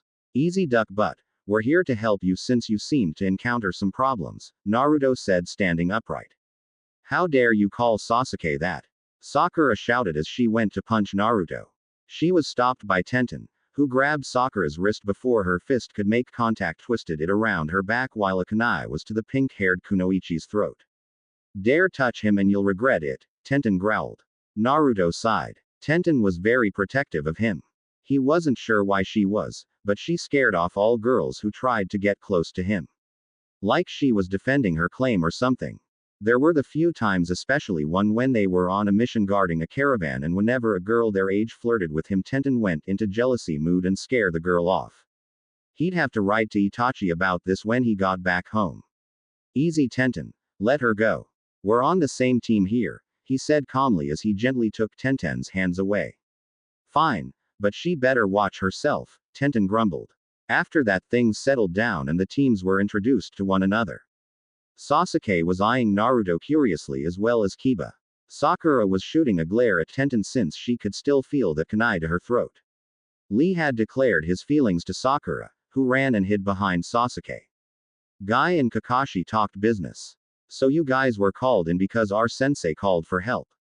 Kiba asked. Yeah, that's about it, Naruto said. Humph, I am an Uchiha. I need no help, Sasuke said arrogantly. Sakura had hearts in her eyes at this. This made Tenten groan since she now had to deal with a fangirl. Come off it, Uchiha. Like you can beat Zabuza, who so happens to be one of the 7 swordsmen of the mist, along with the supposed hunter Nin by yourself. Zabuza is a high-level Junin and that fake hunter is probably a high-level Chunin at least, Naruto said. Oh, and you could. Sasuke spat. No, not alone. But with Lee and Tenten's help we could give them a run for their money with Guy-sensei finishing them off, Naruto said confidently. Lee and Tenten sat up straighter hearing this. Naruto complimented their skills. They knew Naruto was the strongest of the team after seeing some of his hidden skills during their C-rank missions. So with Naruto praising them like that, they felt more confident than ever. Yeah right. You guys are genin like us, you wouldn't stand a chance, Kiba said with a snort. We've been genin for over a year. We have more experience than you do since we've done more missions than you have, Tenten said, trying not to boast. So, you are still the same level as us, Sakura said. Tell me, Sakura, have you had your first kill yet? Naruto asked. No, I haven't, Sakura said reluctantly. We all have. And let me tell you, it ain't easy and won't get easier, Naruto said firmly. Lee and Tenten nodded as they remembered their first kills and shivered slightly. Meanwhile, as the genin were talking, the two Junin were doing the same. So Guy, what are your team's skills? Kakashi asked. Well, Lee is full taijutsu. His flames of youth will take him far. Tenten is a weapons specialist and is deadly in her projectile weapons. She gets 10 out of 10 on targets. She also has great skill with kenjutsu also. She also has good taijutsu and ninjutsu too. As for Naruto, he's our jack of all trades.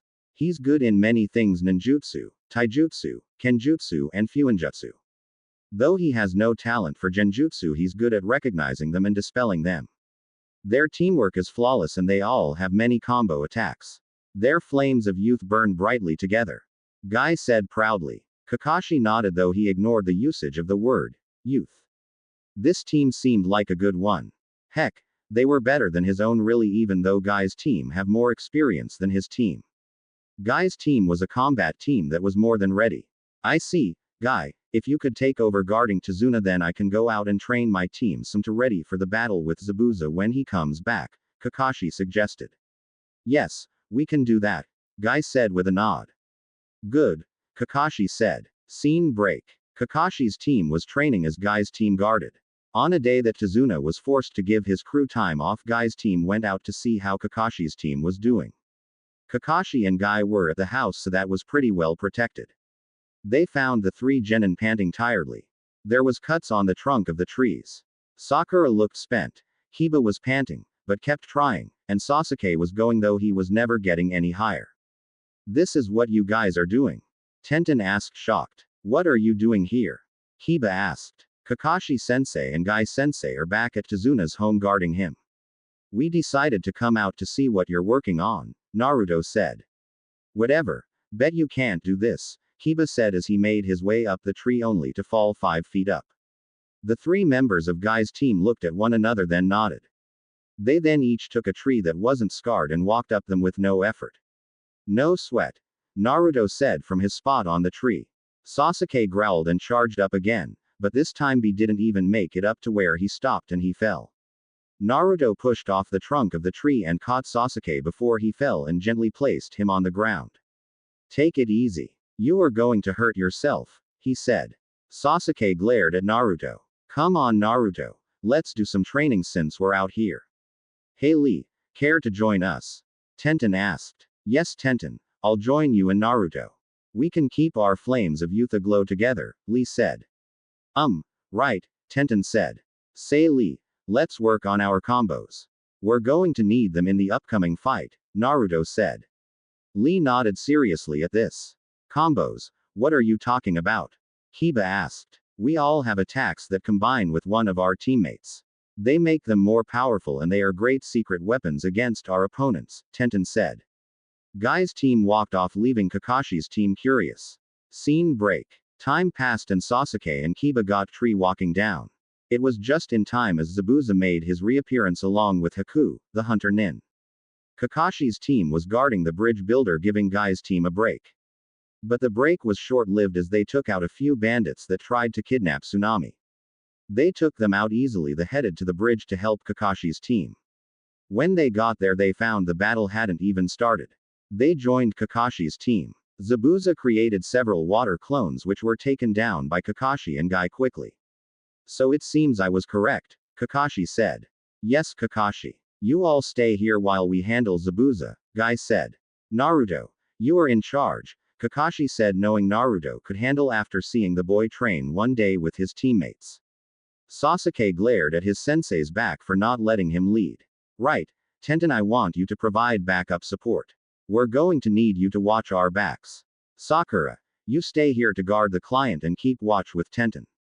Sasuke, Hiba, you guys. Forget that, I'm taking the guy down. Hiba shouted as he charged at the fake hunter nin named Haku, with Sasuke following, not wanting to be left out. Wait, you guys, damn it, Naruto swore as he saw the two rush in.